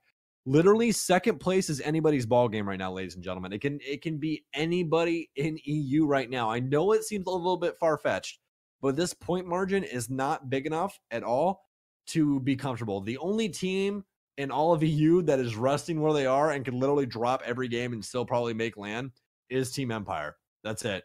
They are so far ahead in points, it's ridiculous. So they really just got to coast, really save up their energy, work on some strats on the back end, and just get ready to try and win this Pro League Finals land. So that's really it for me. I think that the biggest teams to watch in order to go to land with Team Empire is Penta, and I would say G2. I think G2 can bounce back. I really do. I think that if they do care enough, they'll apply the pressure and get it done, because they're only 4 points behind the stream. It's not that far fetched. No, they're by no means out of it. It's just, will they find their online form like they used to have? Because online has been a tricky conundrum for them for the majority of the season so far. You want to hear how bad? Let's look back. Let's wrap up our conversation about the week and look back on our predictions from the beginning of the season. You want to hear how absolutely fucking wrong we were? Go through all of them. All right. So in North America, I'm going to start off with your predictions for each of these, just so you can hear just how truly wrong we both were. Honestly, I just read them all, and we're far off on a lot of these. Heading to LAN, you said EG and Rogue for North America. Rogue does not look like they're headed anywhere. EG probably will take the #1 seed. They have competition right now, but they look like they'll still be able to pull it out. Then after that, you had Dark Zero in the 3 spot. Smart. It's about where they are right now. They're actually in the #1 spot currently. Then you had Reciprocity at 4, so you're doing pretty good in the top half. Then you had Rise at 5. Yikes. You had SSG at 6. Okay, not far off on that. Not right now, no. Although they just have back-to-back wins. You never know. Maybe they make a run. Because the hill to die on, Flynn. You'll hear mine. Then you had Orglis at 7. Doesn't really count because they just fucking died. And then you had EXG at the 8 spot. We both actually had EXG at the 8 spot. Pleasant surprise there. We love you guys. Sorry. Yep, sorry. I mean, let's be honest. After the first game of the season, you guys looked like fucking hot trash, but now you look a lot better. Thomas is a great pickup. Poacher's a great coach. Achieved in Bio actually playing off the face of the earth like we talked about. Good job. We're proud. We're proud dads right now. Yeah. You want to hear how absolutely terrible mine were? Oh, let's go. Let's get it. EG SSG going to LAN. What? SSG is still my hill to die on, but holy fuck, are they making it difficult? Rogue at the 3 spot. They're not making it difficult to die. You're not wrong. Rogue at the 3 spot. Dark Zero at the 4 spot. Oh, man. Rise at 5. Orglis at 6. Reciprocity at 7. EXG at 8. Oh, man. I thought that mine were bad. You screwed the fucking pooch, brother. My God. All right, let's do EU. Let's hear it. All right, yours first. You had G2 Empire. Okay, so I'm good on that. I'm good with the Empire pick, all right? You're going to fucking love hearing mine. No. You had G2 Empire, and then you had Penta Secret at the 3 and 4. Hey, let's go. Penta in 3rd. I got him in 3rd. Let's go. All right. You got Lestream at 5. Oh, fuck that one up hard. Navi at 6, so they're in 7th right now, and they're not far off, 2 points. Yep. And then you had Mouse and Chaos at 7-8. They could very well end up there. Off, and yeah, dude. Yeah. Honestly, these predictions could actually happen. That's the weird shit, right? Like, except for G2 being in front. Yeah, That's that not won't gonna happen. But Team Empire is going to coast it out, me in first, but they might be in second. want to hear mine for EU now? I'm so ready. These are By the way, guys, atrocious. just to let you know, it's currently Team Empire, Lestream, Penta, Mouse, G2, Chaos, Nautilus, Vincere, and Team Secret. That is the order for EU. Yeah. So, I said G2 and Secret going to LAN. oh, Yo, I was fucking wrong. I also had Penta in the 3 spot, so I'm right there currently. I had Empire at 4. Wow, I was wrong. I had Lestream at 5. Wow, I was wrong. I had Navi at 6, and then same as you. Our bottom 3 were the same. Navi, Mouse, and then Chaos, which could still come true. But Secret going to LAN, yeah, fuck that. And Lestream at the 5 spot, yeah, no. Whoops. look, I don't know what you're getting in Canada, but it's got to be some pretty good shit. Hey, I'm it was just pretty saying. good. I was smoking a lot of it back then. There's no weed here. I'm unhappy. I am unhappy. LATAM, yours, you had Phase Liquid going. Still very possible because we just talked about LATAM is just insane right now. Then you had IMT NIP, so the top 4 just in a weird order. Also, mine was in a weird order as well, so who cares? Still could very well come true. Both of our last place teams were wrong. Very wrong, at least based on the first half. But you had INTZ at the 5. They're in 7th right now. Black Dragons at 6. I think they're in 4th or 5th. They're in 5th right now. 5th. Yep. And then you had Pain and Red Devils at the bottom. So Red Devils is pretty far off. Yeah. Well, Pain's at the bottom. They're literally tied with INTZ. The only reason, actually, why? Oh, they must have a win. Their one win must be over INTZ. I believe it is. Yeah. So, yeah. So yeah, you had Phase Liquid going, very well possible. IMT NIP at the 3 and 4. IMT's currently in first, but all that can change. We just had Red Devils both at the bottom, and we're both incredibly wrong about that, at least for the first half. They could still very well end up in like 6th, but the bottom 2 places are going to be Pain and fucking INTZ for sure. I said Phase and NIP going to LAN. Again, still possible, just not as likely as yours. Actually, Phase for both of us is a bit iffy.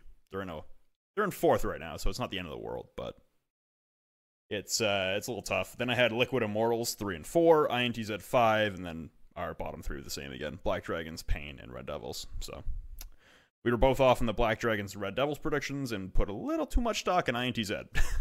And then the top 4 is just a fucking gong show right now. Yeah, we didn't do Aussie ones, did we? We did. We both said. Oh my god. We both said Norengo and Fnatic. And the scary part of that is both of those teams are currently in jeopardy of not making it to LAN. Yeah, very close. Norengo's at the top of their list, but it's only by 1 point. Fnatic is behind by 5 points. Norengo took 2 consecutive L's last week to start off. Oh man, dude, they are the top team for the Australian/New Zealand league is Orglis, and that used to be Atletico. So it's Derpy, Imoran, Silix, Ethan, Joey G, and Diesel. I've never heard of any of these people in my entire life, ever. So you know what? Good on them. I'm happy for them. That's fucking great. By the way, also inside of the Australia/New Zealand, the ANZ standings, there is a team. It's the bottom team. Their name is Gentlemen in Underwear. I love it. Looks like they've disbanded. Well, because they have a big old line through them, just like Orglis does.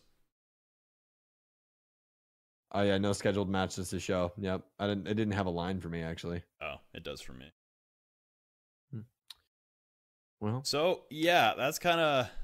Our predictions were very, very not intelligent. Well, we thought they were, and then they turned out to be very wrong. But that's probably talking the way. Let's do the Q&A because holy shit! Apparently, do we have just a bajillion fucking we have 20 questions. 20 All questions. right. So I'm gonna rock a piss while you load up. So all right, sounds good. I'll be right back. I kind of got a rock a piss too, to be honest, but I'll wait for him to get back. And I'm going to pull up our subreddit. Did you guys know we have a subreddit? You can go to r/bleaguers, all one word, same spelling as the title of the podcast. You can you can go drop us some questions. Episode 15. Drop us your questions, topics in the comments. I guess I'm just going to grab a question and start going. I guess I could go with the top rated comment here from Eagle Mees. I haven't even read it yet. I'm just putting faith in. Do you guys think that another organizer, much like ESL, should start another league like Pro League? That's not allowed because ESL has the exclusivity contract. So there goes your question. And OGA Pit is doing a thing. And Face It did have a thing for TMs and stuff, but they're ESL still has the exclusivity for a while. Different question. Is Outback in quarantine with Mozzie and Gridlock? Yes. If so, do you think it should be in the ESL map pool or replace a map like Oregon? Too soon to tell, but I like it as a strong possibility thus far to replace Oregon. We're just ripping through these comments or the questions because they're pretty simple ones. Okay, I kind of like the ending of this question. It just says, when is Flynn casting EU? I need to know if I need a nap before the 4-6-6 matches. You're not far off. I'll be casting EU not this coming Friday, but next Friday. How's Pro League casting been, Flynn? Pretty fun, I guess. I don't know. It's living in a different country with a bunch of fucking racists in it. So, Poland's interesting. It's difficult to live in a country where you know absolutely nothing about the language. I can go to Montreal, no problem, because it's pretty simple for me to like remember simple words from like kindergarten French. But coming here, I got no fucking clue what I'm saying.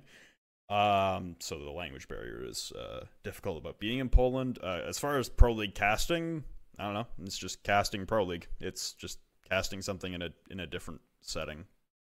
I've been casting Pro League teams for a while now, so it's not that much of a mind shift or anything or a focus shift. It's just kind of more of the same. Same headset, same monitors, just other people across the world. That's it. Yep, and at least it gives me a much more focused outlook on the three regions anyway, because trying to balance like working other events and also following Pro League at the same time is kind of difficult. So tell me about it. Yeah, just trying to have like a normal life that's revolving around something else while trying to follow all the three main regions is difficult. But once you're actually here and doing it for work, then you're just kind of always entrenched in it, and it makes things a lot easier to focus on. All right. So what questions have you went over so far? Well, all the easy ones. Start at the top and start going? Yeah. Well, I ripped through the top one because it's easy. It's just the exclusivity contract. Trying to find one that'll actually like take a while. You already did. I'm going to assume you already did this as Outback in quarantine with Monty and Gridlock. Okay, cool. That was an easy one to knock off. Are you shouting out people's names, by the way? I did for the first one. I didn't for this last couple. So the quarantine question was Nut Peak, and how's Pro League casting minimum was Steph. Can you list all the things Parko can suck listed from 1 to 10, like eggs? That's from Trip. Things Parker can suck. I'm gonna go 1 through 10. Parker can just suck it. I'll let your imaginations do all the work on that one. Just whatever. You, me, she, we, us. Whatever you think Parker should be sucking, he's doing it. He can do that. He can do it. I know that Parker was a sword swallower in a previous life. Interesting. Oh shit! Trying to find some here. I gotta go rock a piss now. You take some questions. Wait, before you go, Darth Dog 90. How are the Tinder girls in Katowice? Katowice. Like I said, there was a chick with a swastika, but other than that, all the Tinder girls are pretty hot. They just don't speak English all that well, so it's kind of unfortunate. Hinka dinka Darvin. Very wrong language. Polish is basically like Russian. It's like discount Russian if you're being really lazy. It's like discount. It's discount Russian if you're being lazy and just threw way too many fucking Zeds everywhere. That's Polish. Well. All right, I'm rocking a piss. You grab some easy ones to knock out. All right.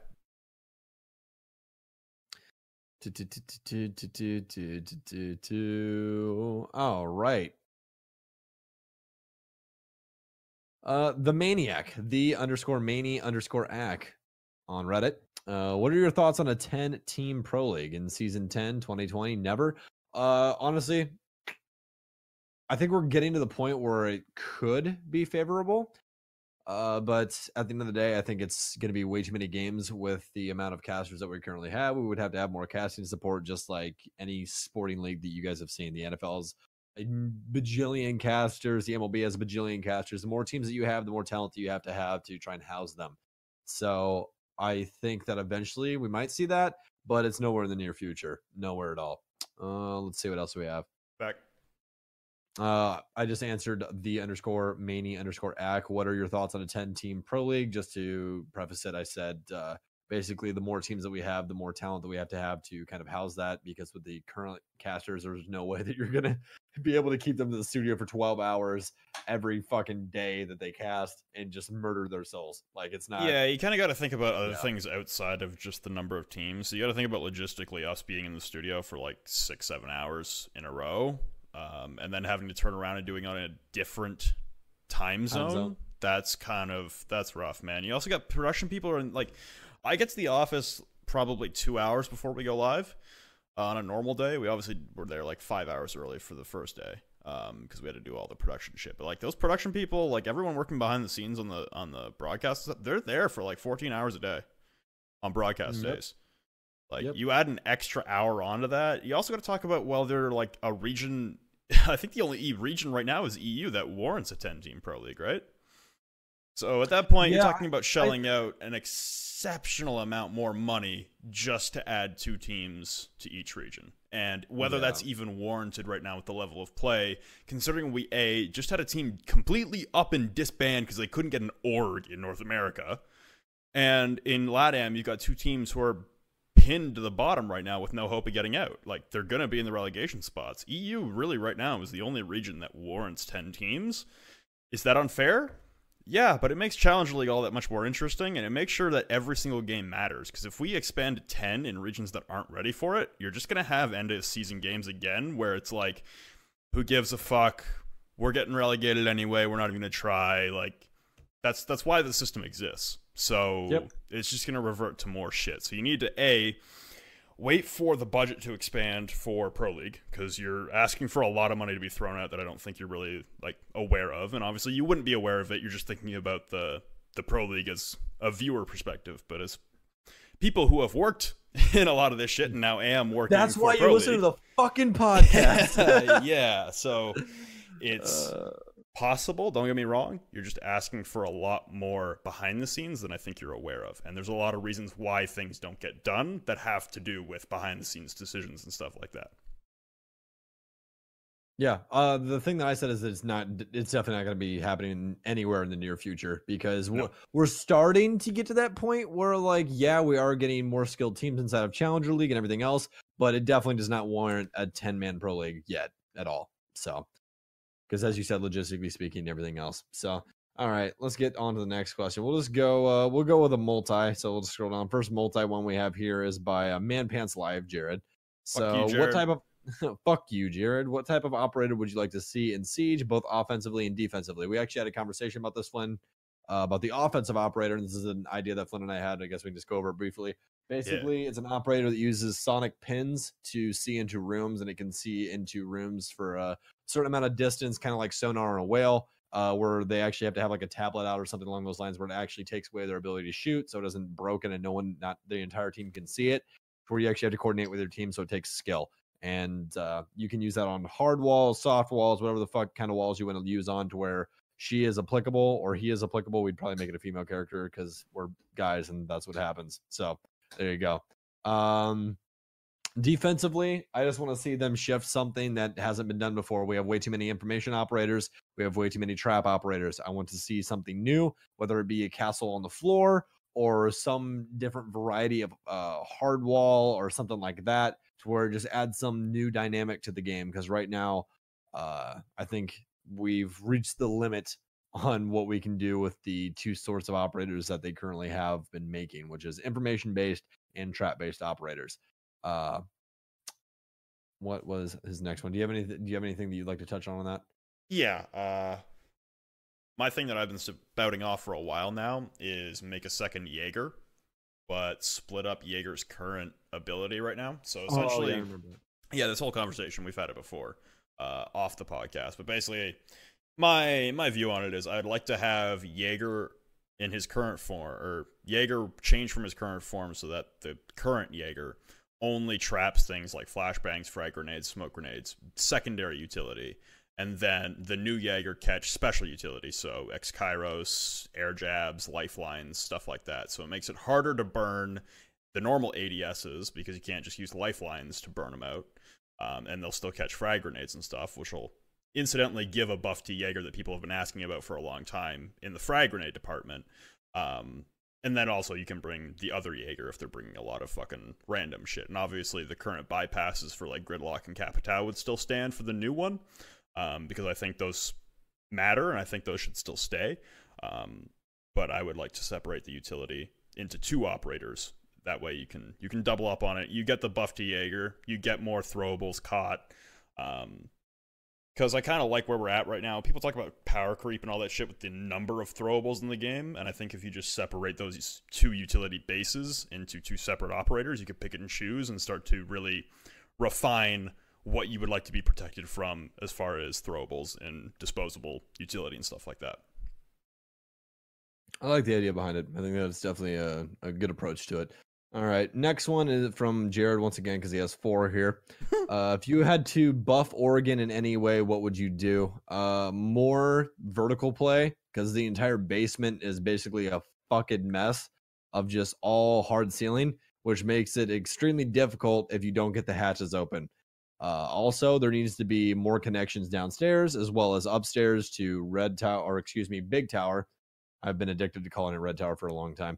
Mm-hmm. Big Tower as well as Small Tower. They all are basically one ways, and that's about it. If anything, there needs to be an additional space out in like the backyard area where the garden is that connects kitchen to Big Tower as well as Small Tower and so on and so forth, to where there's a little bit more rotation parameter that could possibly be taken by the defense, as well as more area and possibly more bomb sites that don't suck a dick to be placed. So that is my 2 cents on Oregon. It basically needs to happen. The things that need to happen to Canal basically need to happen to Oregon. There you go. Yeah, for me, for Oregon, I'd honestly just tear the whole bitch down and redo it. It's way too linear. There's not enough soft destruction, like you said. Honestly, it's just so fucking played out at this point. Like it's like Chalet. It's like Chalet, man. It's 2 different linear lines meeting at a perpendicular point, and then even Chalet has more soft destruction, but again, it's so fucking played out and it's so regimented that there's no variations on anything you can do on Oregon. I'd just tear the whole thing down and do it over again. But yeah. I said that about Hereford, kind of. And then that didn't really turn out so well. They so fucked it up. Yeah. Wait, go back. Yeah, go back. I don't really know how confident I am in saying that as a solution. I'm just saying that's what I would prefer. Because, and honestly, like, dude, I'd be fine if they left Oregon in ranked rotation and then just took it out of Pro League. Because I like playing Oregon, don't get me wrong. I like it as a ranked map. It's just a fucking terrible competitive map because there's 2 bomb sites right now that just blow ass. And you kind of need 3 that are viable right now. You really do. Kitchen is terrible, dude. Oh, it's so fucking terrible. So fucking bad. Every time that I had to play that instead of a go for or a competitive setting when I was actually on a team. By the way, Chris, fuck you for retweeting my looking for a CL team from literally 9 months ago. You fuck. God bless. I had people DMing me, they're like, are you done casting? I'm like, no, I'm not done fighting. It's from fucking, what was it? June of last year. Like, Jesus Christ, man. But anyways, he had to really delve for that one, dude. I don't know how the fuck he found that, but he did. Yeah, I got a DM out of nowhere from someone asking if CCS was still taking applications for North American casters. And I was like, did you not read the date on that tweet? That was from fucking October. And he was like, oh, shit, I didn't realize. I'm like, read, motherfucker, read. With your eyes, motherfucker. Eyes. Anyways, actually, funny story about Chalet. Yeah. I used to know Chalet so well when I played it competitively on Xbox because that's when I played like Tonsky and his team when Tonsky was a pro and all that shit. And then we got Tonsky to join our team. The scrim that we played them on was Chalet. I knew Chalet so well I could walk into Fireplace Hallway and shoot people behind the table downstairs just by lining it up. That's how well I knew Chalet, dude. It was terrible. Yep. Fucking terrible. So that's the issue with like linear maps where you know exactly where people are gonna be playing like right off rip. It's like, all right, like for instance, if you guys want to kill people inside of Chalet, it's super easy. Walk over to the couch, all right, from the door, line up with the couch and take Buck and shotgun open the back seat like of the couch area, like right before you actually get onto the couch. Shotgun that open. That's a perfect linear thing. If you lay down, you can watch all the way into connector closet downstairs. It is fucking gross. You can kill anybody that tries to rotate into it or play inside of it. It's dumb. It is fucking dumb. No one uses it either. I didn't even see it in Pro League before I got taken out. It is a stupid angle. I'll show you it later, Flynn. It is dumb that exists. Anyways, moving on from that, what are your predictions for CL in both EU and NA? I say Sonics, and I'm gonna go Toon Squad makes it up. For NA, for EU, I'm gonna go Trust Gaming because those are my fucking homies. And I don't know who else is inside of EU off the top. Actually, no, it's we did this already last episode. Video. What is it? Extreme Video Esport. Extreme Video. I think they make it out as well. We also did like a whole 15-minute segment on CL predictions last episode. So Jared, you're a fucking idiot. And you don't know how to listen. You were literally listening to it live. You fucking moron. Anyway, favorite match you've casted? Ever? I don't fucking know. You're gonna have to give me a second. Yeah. Favorite match I've casted? I don't know. Pick one of your aces.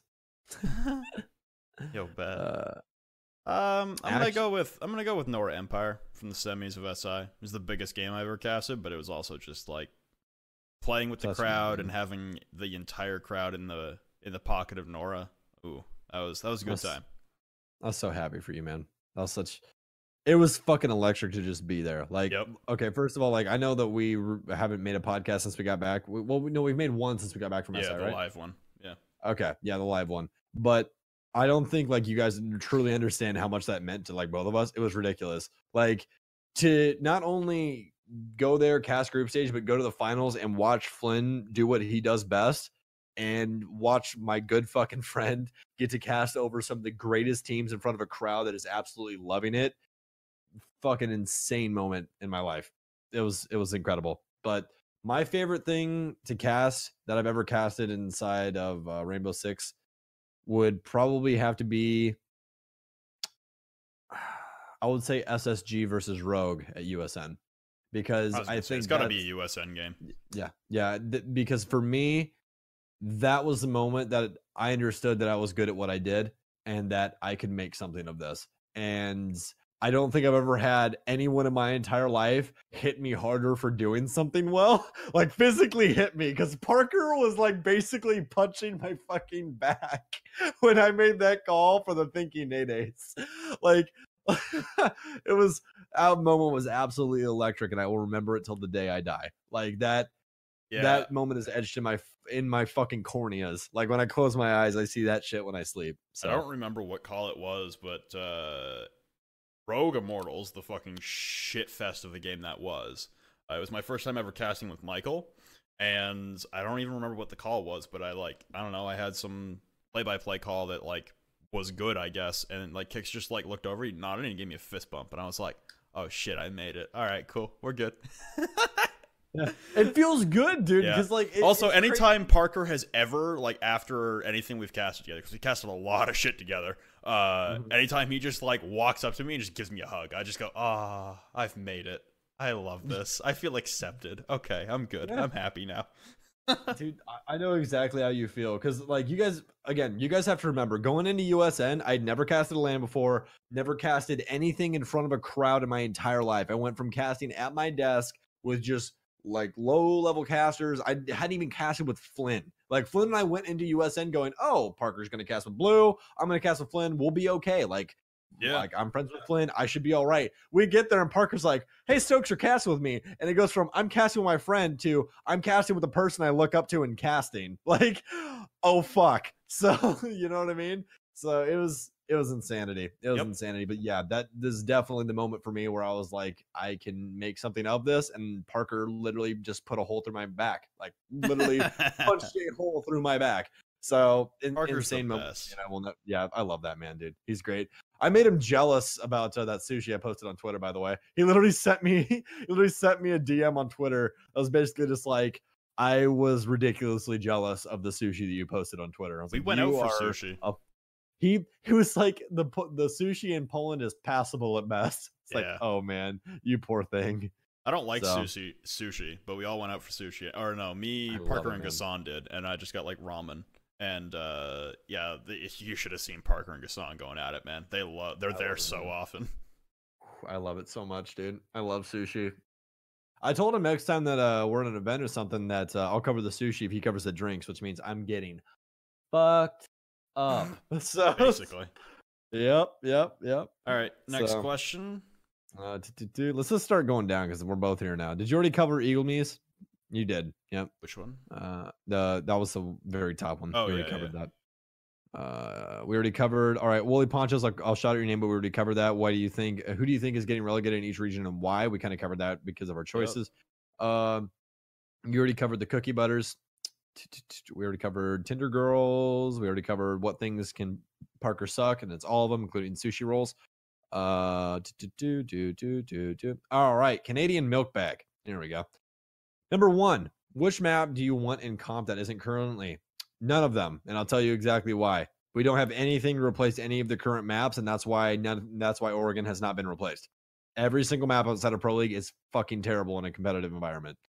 Absolutely terrible. I'm okay with So- Fortress. It's still a maze to me. Like, I still haven't even played enough Fortress to like understand it. But Honestly, yeah, out of all the maps that are currently out, I would say Outback. I like Outback a lot. well, I think the yeah, Fulton maps Outback are is great. so fucking new though. It's Like, I so- have no idea. Yeah, I know, but I wouldn't put it in right now. But I'm saying in the future, Yeah. I think that is a competitive map. People are trying to say it's not a competitive map.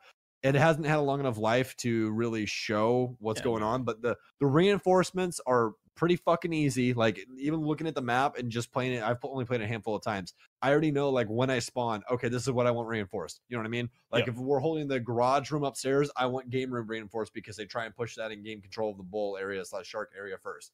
So I Yep. want that reinforced. Stuff like that. So not a very hard map to grasp. It's kind of like Oregon, honestly. You kind of just It's just go in better there like, Oregon. oh, this makes sense. Yeah, you know what I mean? Yeah, It's better honestly, Oregon. That's why yeah. I like it, because Yeah, it's got that yeah. linear aspect with the perpendicular thing in the middle. There's two But it's good. lines, but there's soft destruction and multi-level everywhere in the map, and there's multiple rotation points and staircases and hatches for drops and stuff. Like, it's just a well-built map, and it's also super intuitive. Like you said, it doesn't take a long time. Like, I know more of what I'm doing on Outback already than what I do on Fortress, and I probably put about 500 ranked games in last season.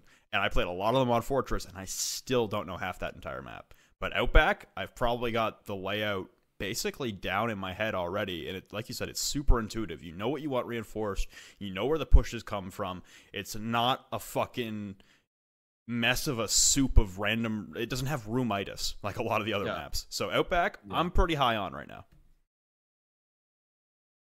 I definitely agree. Definitely agree. All right, so next one. This one's gonna be a little bit hard, Flynn, but we're gonna get through it. We're gonna get through it because we have not done an episode for a very long time. So we're gonna answer all of these. All of your guys' names will be shouted out. Everything. Once again, Canadian Milkbag is the guy that is asking these questions. Number 2, who, in your opinion, is the greatest player to never win a Pro League final, Pro League online season, DreamHack, or national tournament? Oh, I already had my guy picked out until you said national tournament because he won a Canadian nationals. I was gonna say Jarvis. I would agree. Yeah. Fuck. I never won any of those. I was gonna say you could pick someone on Rogue, but they won USN. You know what? You know what I would say? I would say Shate won the Invitational 2018. And Year 2 Season 3. Trying to think.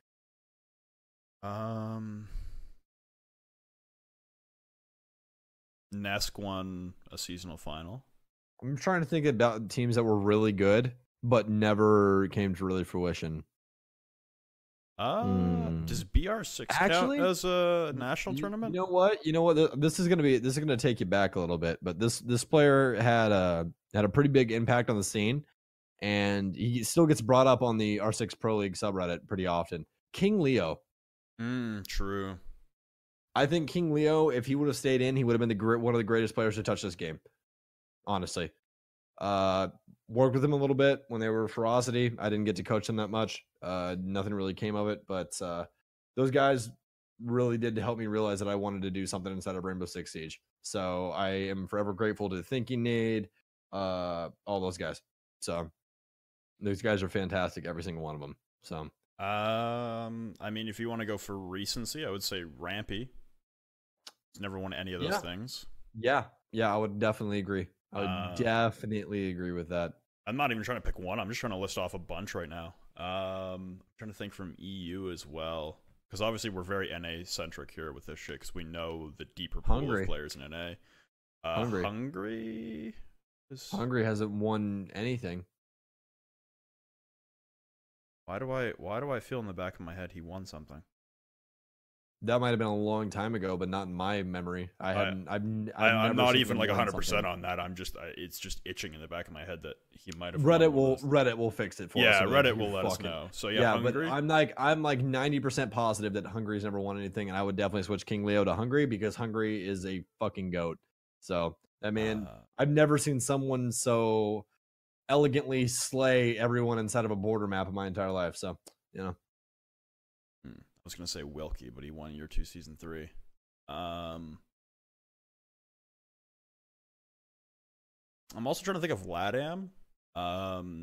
But winning like an online season, I think there's been a revolving door at the top.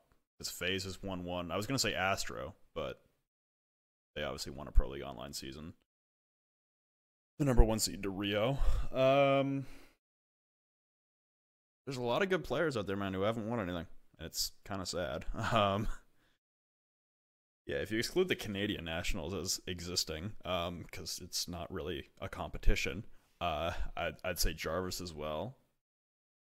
Want to go like old school NA? There's a couple.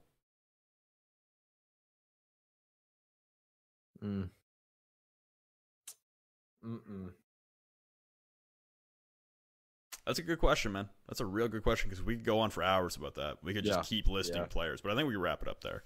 I think it's a good list. I think we should put a fork in it on that one. Yeah, because that's a damn good question.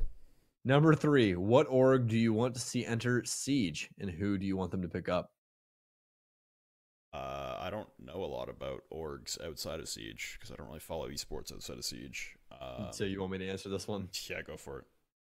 Honestly, I want to see Astralis enter. That'd be interesting. Do you know who Astralis is? Yeah. Okay, the number 1 team inside of all CS:GO, of Counter-Strike. Yeah. So Astralis is literally a Counter-Strike club. That's what it is. So their bio on Twitter is literally just everybody's ads from their Challenger League, from their CS team. Yeah. So that's all they're focused on is just them.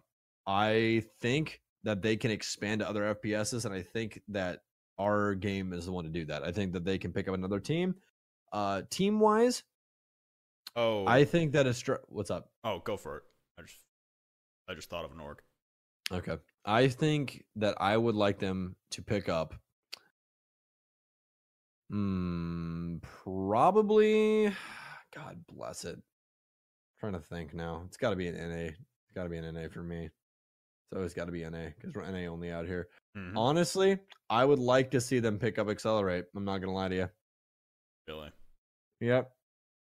I think if Accelerate has a really good showing this season, it'd either be Accelerate or honestly, I'm trying to think here. Either Accelerate or just buy out Team Empire and pick them up because they have the money to do it.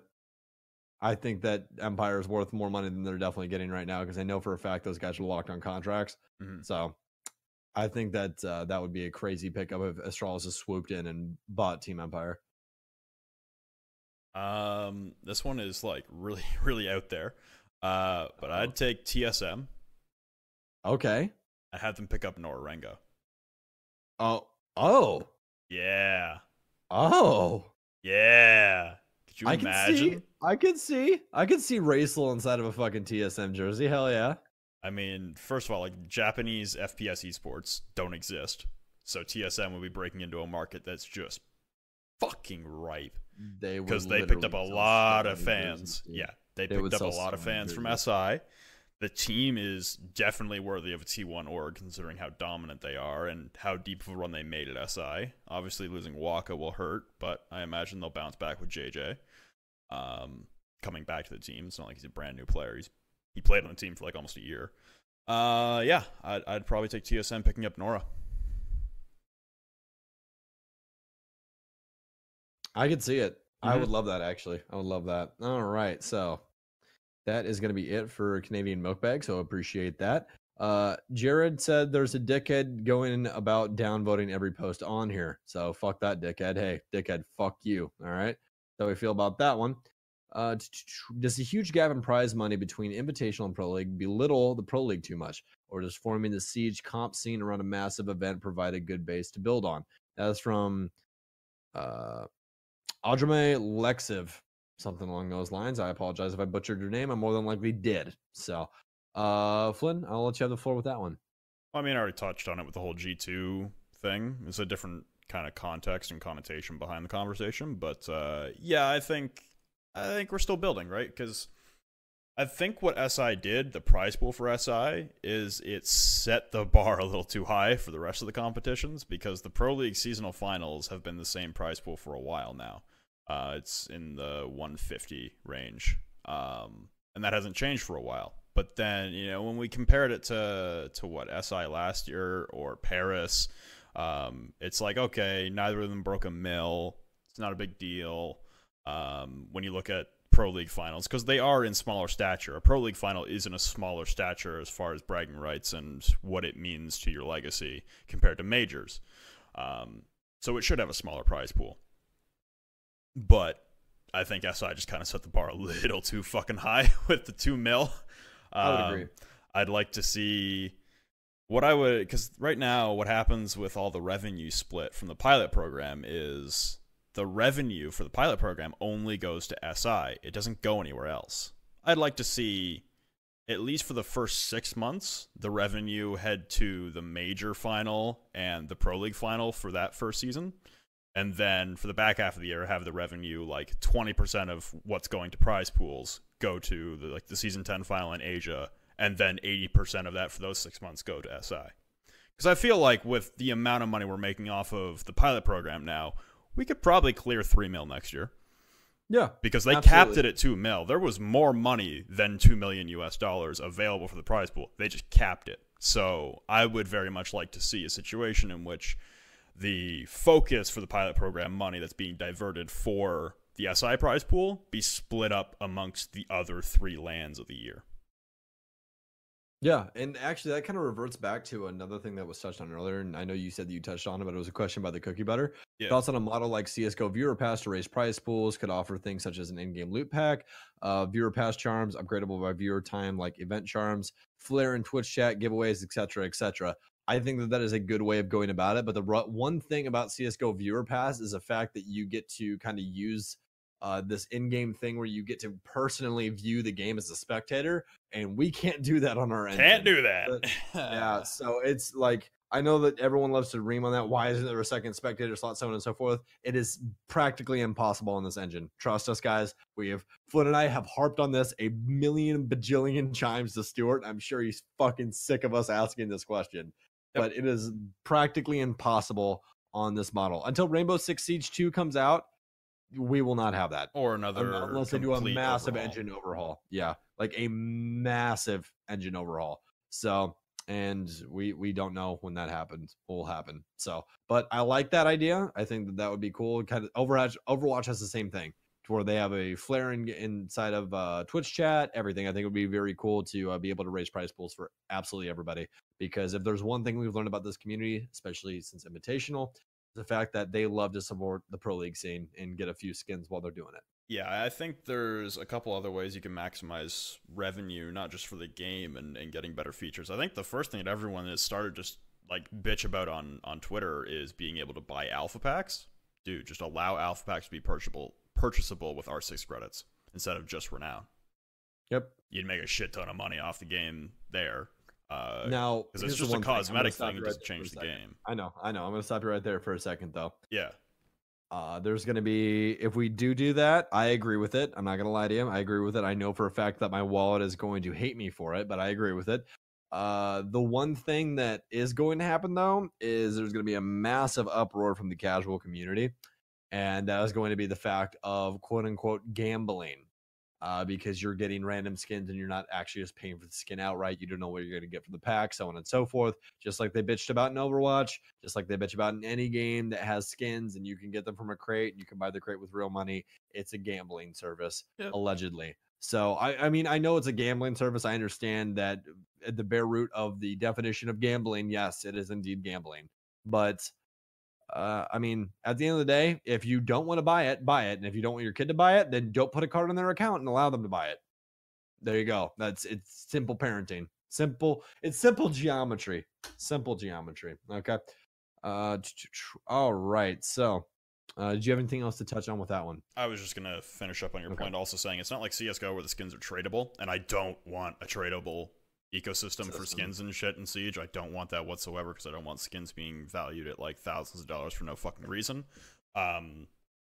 So just having them purchasable through R6 credits, like you said, it is kind of gambling, but it's a cosmetic item that does nothing in the game for you other than maybe make you a little fucking invisible or blend in a little bit. But at the end of the day, I mean, it's not going to change the gameplay core mechanics. So I don't think it'd be the end of the world as long as it's not like tradable and stuff, and then you've got a fucking shit show. But you're right, it is gambling. Yeah, I mean, by definition, it is. Yeah.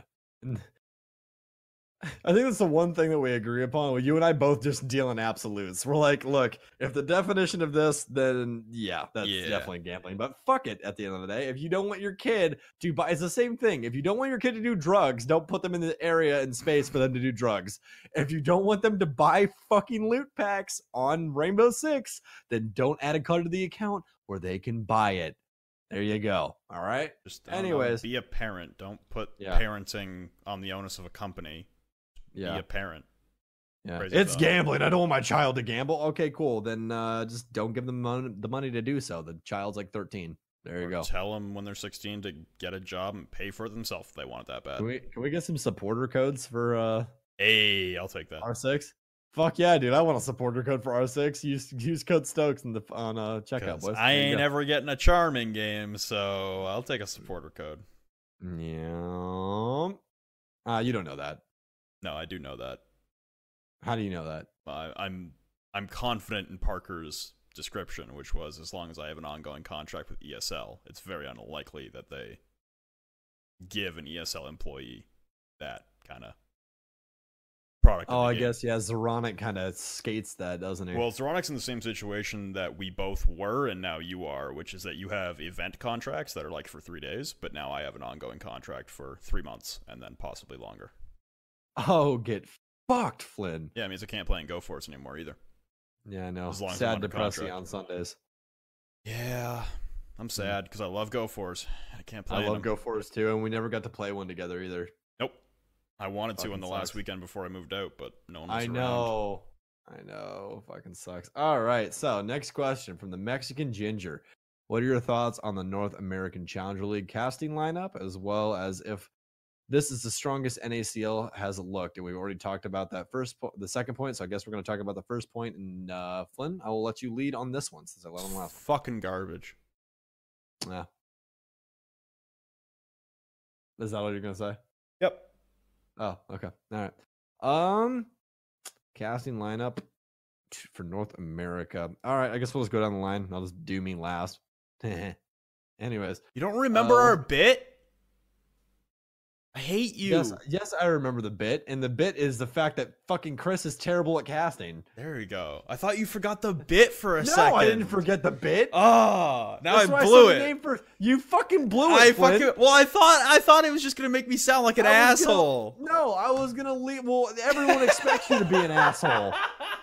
You had to let me be the asshole, Flynn. Oh, God damn it. Well, you let me go first. Yeah, I let you go first because I knew you were going to be a cynical asshole like you always are. Anyway, fuck you, Chris. You fucked everything. Yeah, fuck you, Chris, and fuck you, Flynn, for fucking up my bit. God damn it. Like, I was going to go down the list and do him like second to last and just fry his shit and then be like, oh, yeah, I'm kidding. Like, yeah. You, God damn it. Anyways, going down the line, legitimately this time. Sternab, I think Sternab is a fantastic caster. I think Stern still has quite a few things to work on personally. The main thing being his shoutcasting. Stern's shoutcasting is passable, but it is by no means good. So I think that he needs to work on that personally. His game knowledge is pretty good, but he never played the game competitively. So to get inside of the mind of a lot of players, you kind of need that. And he's done a very, very good job with what he's done. He definitely deserves where he is right now. And I definitely think that in the near future, you guys are going to see him at lands and things along those lines. Next, we'll do Chris, because Chris would be Stern's duo for the season. Chris, you're doing good for where you're at and for the amount of time that you've done this. You have played the game competitively, which is a good thing. You can delve into strats and see what they're trying to do because you understand the maps. Biggest things is, number one, you need to understand the speech of a caster and how they're supposed to go back and forth with their co-caster. You have trouble with that. Don't do that. Cutting people off a lot is bad. Very, very bad inside of casting. I understand, like, I cut Flynn off a lot inside of the podcast and stuff like that. Yeah, but usually we fucking hate each other and we cut each other off like this all the time. Yeah. Well, usually it's for one of, like, when we cut each other off on the podcast, is to interject with, like, okay, we need to explain this right now for the crowd so that they understand what's going on. You know what I mean? Because the other person, so on and so forth. But you do that a lot, and you need to stop that, because it's just going to make you a better caster if you allow for the flow of the cast to go appropriately, instead of, making it more in little intervals that are just sliced together. It's not as enjoyable. Secondly, you need to look up to the people that you look up to. I know you tell us all the time that you look up to Flynn, you look up to me. Look up to how we interact with our co-casters, how Kix and Parker interact with each other, and everything else. There is not a lot of drawn on sentences. More or less, it's you make your point, you give it off to the other person. Even if it's 2 sentences, hand it off to the other person if you don't have anything to talk about. Because drawing on and just talking about literally fucking nothing will get you nowhere. It doesn't give any more information to the crowd. Even leaving some blank space for something to happen so that you have something to talk about, that is perfectly fine, my man. That's perfectly fine. Those are the 2 big things for you, at least, that I look down upon and go, okay, you need these 2 things. This is the guidance you need. And I know that Sternab can help you with that. That's why because I'm not going to lie, I'm the one who chose who I wanted to cast with. I wanted to cast with Jared because I thought that was the best duo for Jared, and I thought that Chris was the best duo for Sternab. I'm the one who got to make the choice between you 2. I chose Jared because I thought that I could help Jared the most. I thought Sternab could help you the most, because when I look at your casting as of right now, I think that your casting was more or less like mine when Sternab found me. I didn't cut people off as much as you do, which, again, not a bad thing. It's just all in learning. But I think that our casting style is more comparable to than what Jared does. I think Jared is more on the analytics side with a very clean voice than he is on the shoutcasting side. So that is why I picked him, because I enjoy shoutcasting and I know that I can do good at it. My analytics are already good. That's more or less what I got known for when I started casting, was my analytics. So my analytics are fine. I don't need to work on that. I want to invest as much time in shoutcasting as possible, and Jared will allow me to do that, as well as I'll be able to fix the kinks inside of Jared's casting, which I will get into next. Next thing, there's a balance inside of casual casting, because everyone loves to point that out as what I do. I do casual casts. That's what I do. I'm good at it. I can make light of moments that are whatever, dull or whatever, or bring something up that's an outside story to try and give us some more context to talk about something or something along those lines. This is what I do. I enjoy my style of casting. Again, some people are going to love it. Some people are going to hate it. That's perfectly fine. If you hate it, fuck you. I don't care. It does not affect me in any way, shape, or form. If you love it, great. Come along on the journey with me, whatever. I think the biggest thing for me with Jared is that Jared touches on things sometimes and doesn't understand the backlash that's going to come from it. And he's starting to learn that right now, but it's just something that needs to be accredited, as well as he just has some fundamentals to be worked on, whether it be shoutcasting or just sentence structure inside of what he needs to do. So lastly, me, I think that I personally need to work on my shoutcasting. My shoutcasting is passable. Stern said that I was a better shoutcaster than he was, but that, as well as I need to work on phrases, because I say ladies and gentlemen all the time. I say absolutely all the time. And that's just more or less a fact of nervousness and just laying back on words that I already know instead of restructuring things and making it fresh and making it new. So those are the things that I personally need to work on, and I work on them every single day. I literally have the dictionary as well as an almanac and a thesaurus, literally everything downloaded to my phone. And when I have free time, I'm constantly looking up new words, looking up what other words are comparable to those, and expanding my vocabulary. I do it every single day because I know exactly what I need to work on and what goal I have set in mind to achieve that. So that is my 2 cents on the casters for North American Challenger League. Flynn, you have the floor. I don't really want to get in depth on the podcast. If any of you guys want direct feedback, reach out to me. I'll talk to you, but I don't really want to do it in a public forum because I'm going to be mean, and I don't really want to roast you on the podcast. Do me. Just do me. That's it. You? That's it, 'cause I'm here. Yeah, do it right now. I think you already covered a lot of the points that I was going to make. You just said them in a fashion that wouldn't be as aggressive. Okay, we'll go over it in a Flynn fashion. That's what they expect, and there's no way I can let you pass this question up, at least for me. You got to do it in a public setting because obviously we make a podcast together, so go for it. You know you can't hurt me, so that's fine. Yeah. Go for it. So I think you learned a lot of things from SI, which were valuable. I still never gave you my SI report card thing, so I guess this is that as well. No one did, so don't feel bad. Okay. So yeah, at SI, I thought your play-by-play, like you said, it was okay, but there were a lot of moments where, as I did at USN, you kind of went the fuck off the rails, especially for group stage games that don't need to be that fucking insane. You really went off the rails on emotion and energy, as far as like the screaming and stuff. I think balancing out, like, something I had to learn the hard way too is that screaming doesn't mean hype. Screaming is screaming. If you want to get more intense, and that's fine. You can bring an energy in your voice that is more intense, but it doesn't have to be louder. You understand kind of the difference there, what I'm going with? Yeah. So it doesn't have to be like you're peaking the fucking microphone. You can just get more intense with your voice. Bring it a little bit lower, get a little bit grainier, get a little bit of fucking distortion on it, but don't actually scream, because you're actually going to lose your fucking voice, number one. And number two, you're going to run out of breath a lot quicker. You're expending a lot more air that you need to finish that call, especially when your pacing was also off with bringing that hype too early. The first thing I think of is the Sexy Cake clutch, the 1v3. You went 0 to 10 on the first kill, and then for the turn on the double, you had to take a break to rebreathe because you fucking need oxygen to live like a normal human being. And it made this chop in the middle of it. So if you're focused on one thing and you go 0 to 10 off rip, then you're gonna have to pause at some point because people need to breathe. So understanding, it's more or less build it to the peak of the mountain. Then obviously everything's, and then okay. Yeah, and so obviously instead of yelling, I think I had it down a little bit more at USN. I don't really know what happened. I'd assume it's just SI, SI. Bigger magnitude. Obviously, things change at USN. I definitely had that more or less in those hyper moments. I had it down where I did use more of a distortion instead of going like, oh my god, like I'd just be like, oh my goodness, this is blah, blah, blah, whatever, so on and so. I say that all the time too. But anyways, I think like you said, repetition of the same phrases. It's made its way into like your normal like transition statements as well. It's like the whole ladies and gentlemen thing. I know everyone's touched on that with you, but making sure you're again staying dynamic with vocabulary. Saying, like, repeating the same phrase over and over again. While to you it might sound okay, to everyone else it's an ear sore. It gets repetitive. Obviously, Gassan shredded me for some of mine, so like we all have that issue, and all casters have to deal with it. Do you mean he eviscerated you? He hit me with shredded, eviscerated, which is weird because I still fucking hate that he brought up.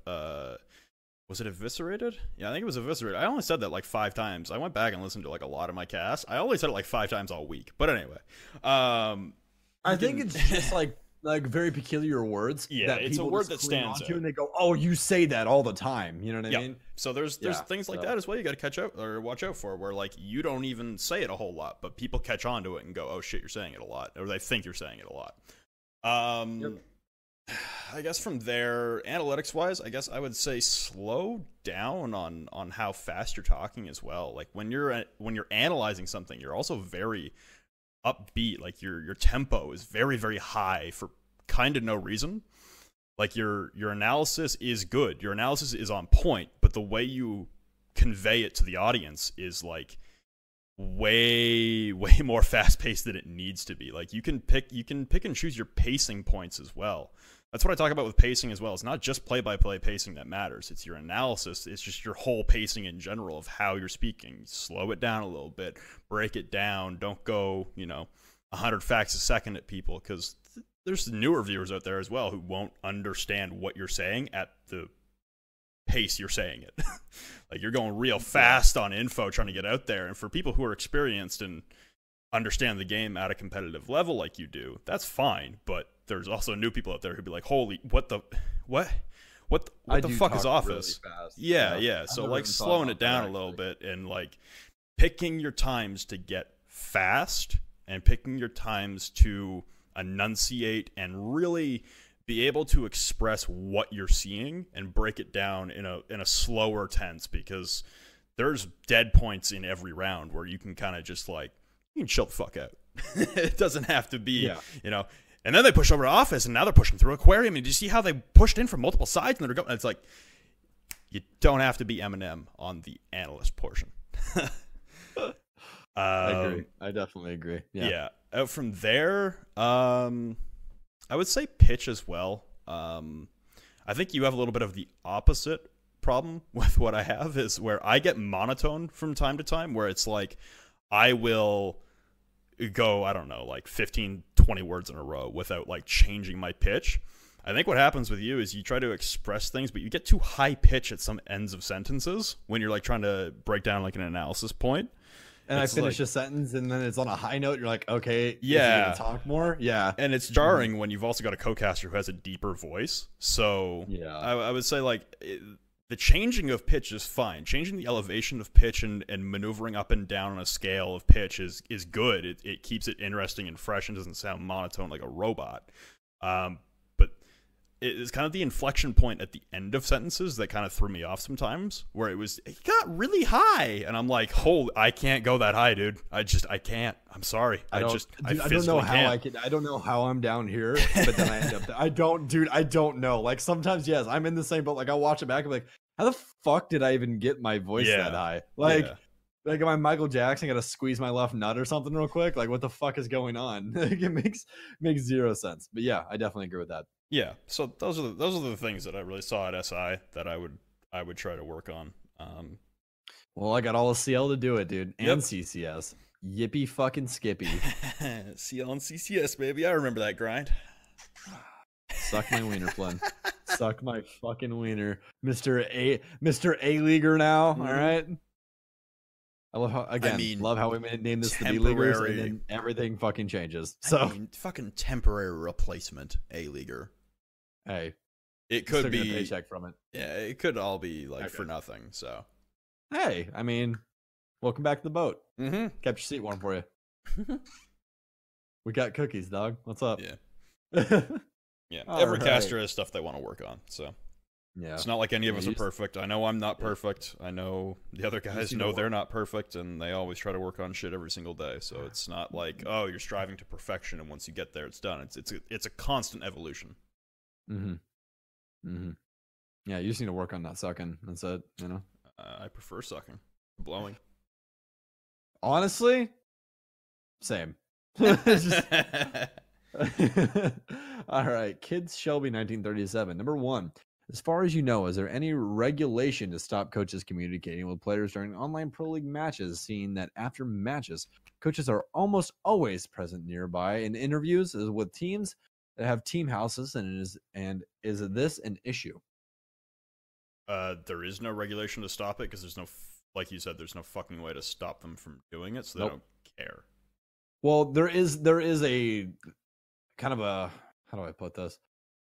Kind of a no-no around it, I guess, with a team, and it's the fact that if you make it to LAN, you don't have that. So you can't have your coach constantly chiming in round going, this is what needs to be adjusted. You have to let it go. You have to let it go and allow your team to go, okay, hey, coach, timeout, boop, boop, boop. Hey, we need help real quick. This is our quote-unquote one timeout for the game. What do we need to do to fix this round?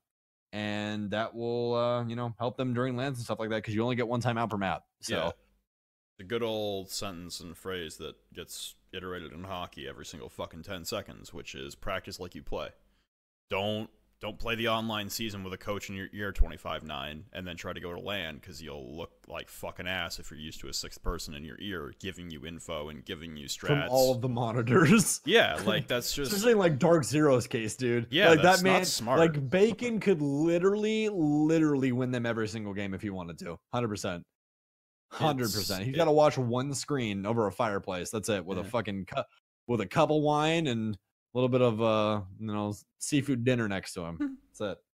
Yeah, so it's not smart to do it anyway, but there is also no regulation around it because like when you look at Rogue's setup right now in the team apartments in Vegas, like they're all in the same fucking room. Like even if you go through their Moss screenshots and see that they don't have Ranger in like TeamSpeak or something.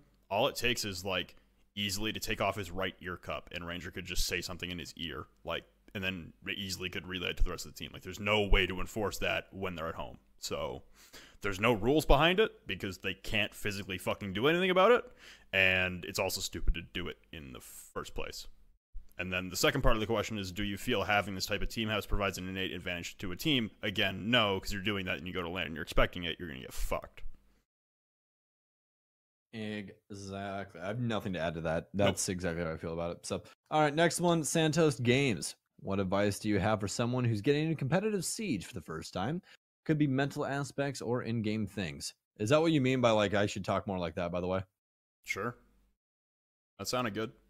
Okay. All right. I'm just my big thing with casters and stuff is like try to get away from having a caster voice and a caster tempo and a caster inflection. And then having a normal talking inflection. Like just try and sound the same. Obviously, I bring up the like between the podcast or on stream or stuff and talking to regular people and then being on stream, I have a little bit of a different inflection and a different bit of a tone of voice because I don't just fucking riff off on a cast. Like I can't just drop 6 F-bombs in a row, which is very natural for me to do in a normal conversation, but I can't do that on a cast, so I have to kind of, I don't know, pep it up a little bit, like, hey, welcome back to Pro League. It's like, there's a bit of a difference, but I try to remain as similar to my normal talking conversations. Like, I'm sure you can hear the similarities between how I talk on the podcast when I'm trying to make a point. This is the same way I talk to normal people when I try to make a point, and then when I say it while I'm casting, it's the same kind of thing, so...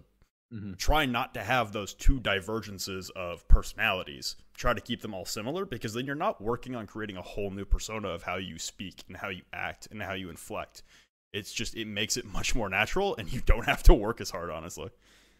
Yeah, I definitely agree with you. And honestly, you saying that right there really does bring it back to the point of I do that terribly.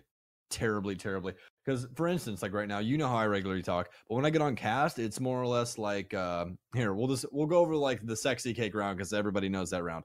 So I'll be like, well, last round he got 2 kills and then he had a smoke grenade that he used and challenged the 2 on door. And I talk like that with like more of a I try to get more fluent, I guess, but it sounds terrible because not only is it making my brain process more what I'm trying to say and not just talking regularly like I am right now, but I also have to do like this up and down, up and down, up and down, and sometimes it ends up on up, like you said, with my voice changing tones, and it doesn't sound good.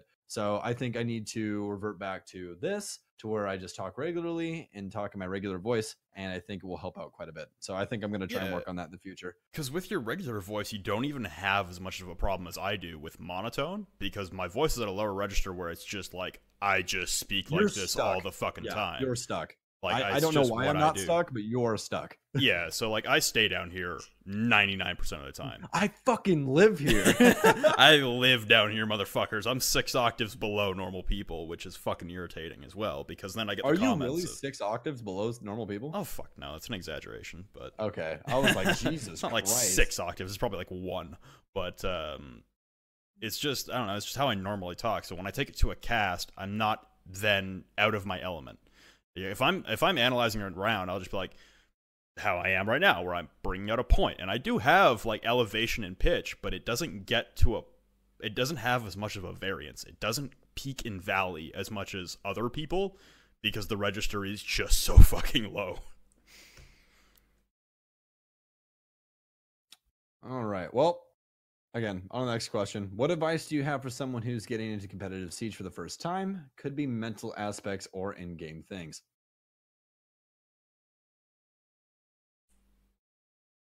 You want me to do it? I'll do it I first. have a All right. mouthful of vape. I don't know if you want me to go first or not. All right. Yeah, I'll do whenever it you first. you pause and give me an in and I don't talk, it's because I have a mouthful of vape. I know that. I know that. Yeah. They probably don't know that, but I know that because that's usually our ranked games where I'm like, Flynn, can you check that cam for me? And there's like 5 seconds of silence, and he's like, Yup. yeah, he's in South Hallway. And it's like, okay, like, all right. Anyways, I touched on this a little bit for the quoted tweet that I had either today or yesterday, which was, if you want to be good at Rainbow Six Siege, no matter what rank you are, no matter how many hours you have in this game, if your team fails instead of ranked, instead of competitive or anything, do not take it as it's an error made by your teammates. Take it as an error that you made and address the situation as, okay, what could I have adjusted personally to make this situation more favorable for my team? If you do that, you will improve as a player no matter what. I don't care if you were the second to last pick and it was a 2v5. Look back at the round, go, okay, what could I have adjusted? Could I have asked for a call? Could I have done this? Could I have done that? You're smart enough. Everybody in this game is smart enough to know what they did wrong. Okay, you can look back at a round, even if you record yourself. When I got on PC, I recorded myself playing. I didn't stream, didn't do that. I recorded myself playing and watched it back every single night before I went to bed. It was like, okay, this is what I'm doing wrong. I shouldn't have taken this gunfight. I should have baited this. I should have done this, so on and so forth. And that is what improvement is. You don't need someone to look over your shoulder to tell you what you're doing wrong. You yourself know what you're doing wrong. On days that you're performing bad, record it. See what you're doing wrong. Are you over peaking? Are you challenging too much? Are you being extremely passive? Are you getting droned down and not moving? What is going on? And you can make that adjustment to make yourself a better player. That is how you get more information. Not only is Rainbow Six an information game, but it is also a game of mental awareness and just mental fortitude. Because honestly, and it's about taking care of yourself. If you are fucking tired, if you feel like shit, any of these things that can be wrong with you, you're going to play like shit. Siege is a very mental game. It's weird. I've never played a game before where I can't be dog shit tired and perform well. Like COD, dude, I could be awake for 27 hours, jump on COD and drop a fucking 50 bomb on domination right now, easy. But if I do that same thing on Siege, I will perform like dog shit. I will be bottom of the leaderboard every time. I will not play at all. If I'm well rested, taking care of myself, had a little bit of caffeine in the morning, cut it off about like 2:30 p.m.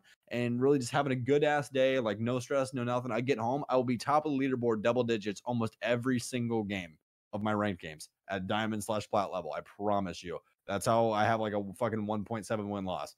But it's crazy the different things that affect you in game. But for just a learning basis, focus on yourself, focus on the errors that you're making, make adjustments to not make those errors. That's my 2 cents. Yeah, so I learned a lot of things from playing competitively. So I played competitively for about a year. A little bit over a year, actually. And there's a few things. And honestly, Santos, you're a viewer and a sub of mine. I recognize the name. So you'll probably pick this up when you see me playing in a stack with, like, Zeronic. I've been playing with him a lot lately. Accountability is huge, like Sam was just saying. Accountability goes a long way, and you'll even hear me in fucking rank do it. If I'm in a stack with people, you'll hear me all the time. Oh, I probably shouldn't have peeked that. I shouldn't have done that. That round's on me. Having accountability and not displacing blame even if someone else fucked up, there's probably a decision you could have made that would have been smarter and could have got you the round. And just understanding that and making sure you're not getting in a headspace where it's you against the team. You play together as a team, you win together as a team, you lose together as a team. Communication is another big thing. Making sure you're always communicating with the team no matter what. Even if you get fucking dumpstered in a gunfight or you fucking whiff so goddamn hard, don't then just mute your mic for the rest of the round. You gotta stay communicating with the team. Other things as well, I mean, you'll pick up a lot of things as you start playing. Like, it'll come naturally to you, especially if you're in a good environment with teammates who aren't also toxic. You may also find yourself in a situation when you're with toxic teammates, and you kind of got to address the fact that, hey, they're being shitheads.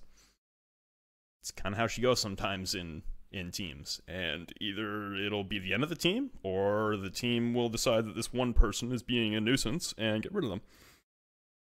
And roster moves will happen. Try not to take them personally as well, especially if you're playing comp for a long time on the same team. People will leave for either better offers, or they don't have the time to invest anymore, or maybe you got to think about leaving. And if you're already thinking about leaving or thinking that the team isn't working, have a conversation with everyone. Get them all on a Discord call and say, hey, we got to work this out together as a team, or I'm going to find a different option. Other things from comp that I guess would be beneficial.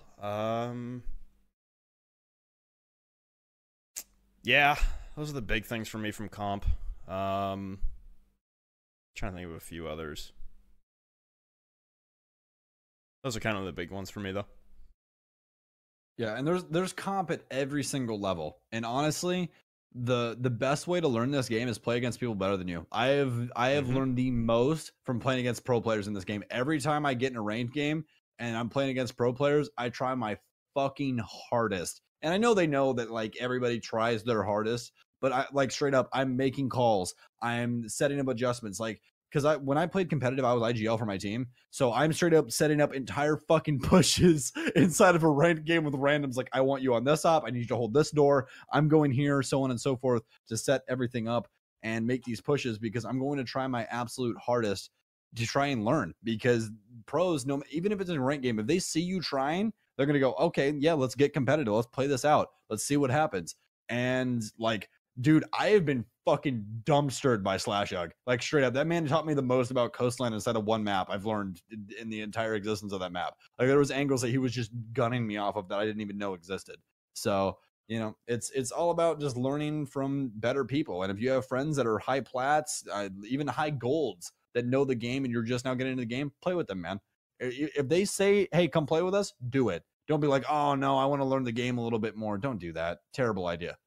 Go play with them. They will teach you. You will learn something every single day inside of this game. Every day that I log into this game, I learn something new. So does Flynn. So does everybody that plays this game, even down to pro players. You'll learn something new every single day inside of Rainbow Six Siege. Yep. All right. So that finishes up that one. Slimy Chestnut is the next one. I know it's early. Yeah, yep. I know it is early, but what do you guys think about Outback? We already talked about that. Fucking great map. I'm really excited for the future of it. What are your thoughts on Fortress after a season being in the rank pool? It has room-itis, and it still feels like a fucking maze. We already talked about that one as well. Thoughts on rework Hereford after 2 seasons of playing it? Garbage. Terrible map. I hate that map with a burning passion. Every time it pops up on my screen, I want to summit 1G my monitor. Anyways, how do you feel about the upcoming map reworks on Cafe, Canal, and Theme Park? I think that they are going to be amazing. I have not personally played them. We saw Cafe. We haven't seen Canal or Theme Park. Canal, Flynn and I have already touched on in the past what we think it needs to be fixed on there. Theme Park, I have no idea how they're going to fix that fucking monstrosity. Cafe looks awesome, though. Very excited for it. Do you think Cafe could be reintroduced to Pro League following the rework, changing top floor, moving first site into kitchen rather than bakery, adding another bomb site? Edit Outback, not Outbreak. Oops. We'll read it as Outback anyways. Oh, you already edited it. Anyways. Lastly, for that last little bit of a stint you had right there, I do think Cafe can be reinstituted. I think that the adjustments that are going to be made on the top floor are going to make it a lot more viable, because the hardest thing about Cafe right now is it is ridiculously difficult to take on offense. It is so hard. Think about those ranked games that you play. I know that you're just like, oh yeah, it's just a ranked game, whatever. It definitely showed inside of comp play when it was in there as well. That map is extremely hard to get bodies inside of the building. Yeah, for me, I don't want it back simply because the current cafe has already left a sour enough taste in my mouth that I also want to summit my monitor every time I see it. So fuck it with a rake. I hope it burns in hell. The rework could be good. Good for Can't it, say man. fuck it with a rake on Pro League broadcast either, by the way. Just saying. Yeah, I can't say that. There's a lot of things I can't say on Pro League broadcast that I really But wish you I can't could. say suck it, Parker. Hey, I called 2 teams a dumpster fire on the Pro League broadcast. I love you, Flynn. I love you so much. I think I called Secret and Rise. No, I said they were playing like hot. By the trash. way, when you told Parker to suck it, what was the facial reaction of Milos? Oh, he died laughing. Oh, he fucking died. Oh, it was hilarious. Oh man, did you make like the cameraman and everybody laugh their fucking ass off? Like, yeah, they actually they clipped it and put it on Twitter and stuff, and I heard fucking production lose their mind in the background when I said that's it. fantastic. It didn't pick up on the microphones, but I heard them all fucking cackling in the background. I was like, yeah, you can suck it, Parker. Yeah, fuck Cafe with a rake. Hope it dies in a fiery hell and never comes back. Even with the rework. I haven't played the Cafe rework. I have played the Canal rework, so I can't talk about because I always can't talk about it. And Theme Park, they gave a little demonstration of what they wanted to do at SI in like the panel. They just wanted to like literally carve out some of the exterior rooms and stuff and make it a more simplistic map. I also hate Theme Park with a burning passion, so give it your best shot, but I'll probably still hate it. Cafe is already a lost cause for me. It's been 3 years of that shit, and I fucking despise it. So hasn't been as long of a it's been about half as long for Theme Park, so I'm not completely spoiled on the rework yet. Cafe though is a lost cause for me. I'll never like it.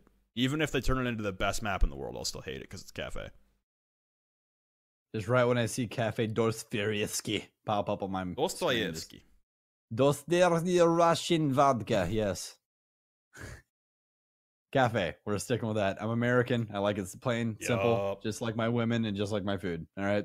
Anyways, that's going to be it, ladies and gentlemen, for the B Leaguers podcast. I hope you guys enjoyed this episode. We're out of questions, and we've fucking been recording for quite a fucking while. 2.5 hours. 2.5 hours. We're going to tie our fucking record for the longest episode. So that's going to be it for myself, as well as Flinnison sitting over there. Once again, guys, if you guys want to pick up any of those beautiful Koyo pins that we have, head over to the Koyo store. Enjoy yourselves over there at the Koyo store on Twitter, as well as you make sure to drop a follow on my Twitch once again, because that's going to be housing our Challenger League for North America, twitch.tv/Stokes. And make sure you guys drop Flinnison over there a follow as well on Twitter, because, you know, big Pro League caster at FlynnCast on Twitters. So once again, ladies and gents, that is going to be it for us. We will be talking to you guys later, which will be probably next week, because the Pro League did just start back up. Flynn and I will put up a schedule of what we think we can possibly manage with him being in Poland and me obviously being in NA. We'll see if we can start booting up 2 episodes a week once again, just so we can get everything covered. If not, we'll make sure to answer all the questions we possibly can. But we will see you guys in the near future. We love you all. Good night.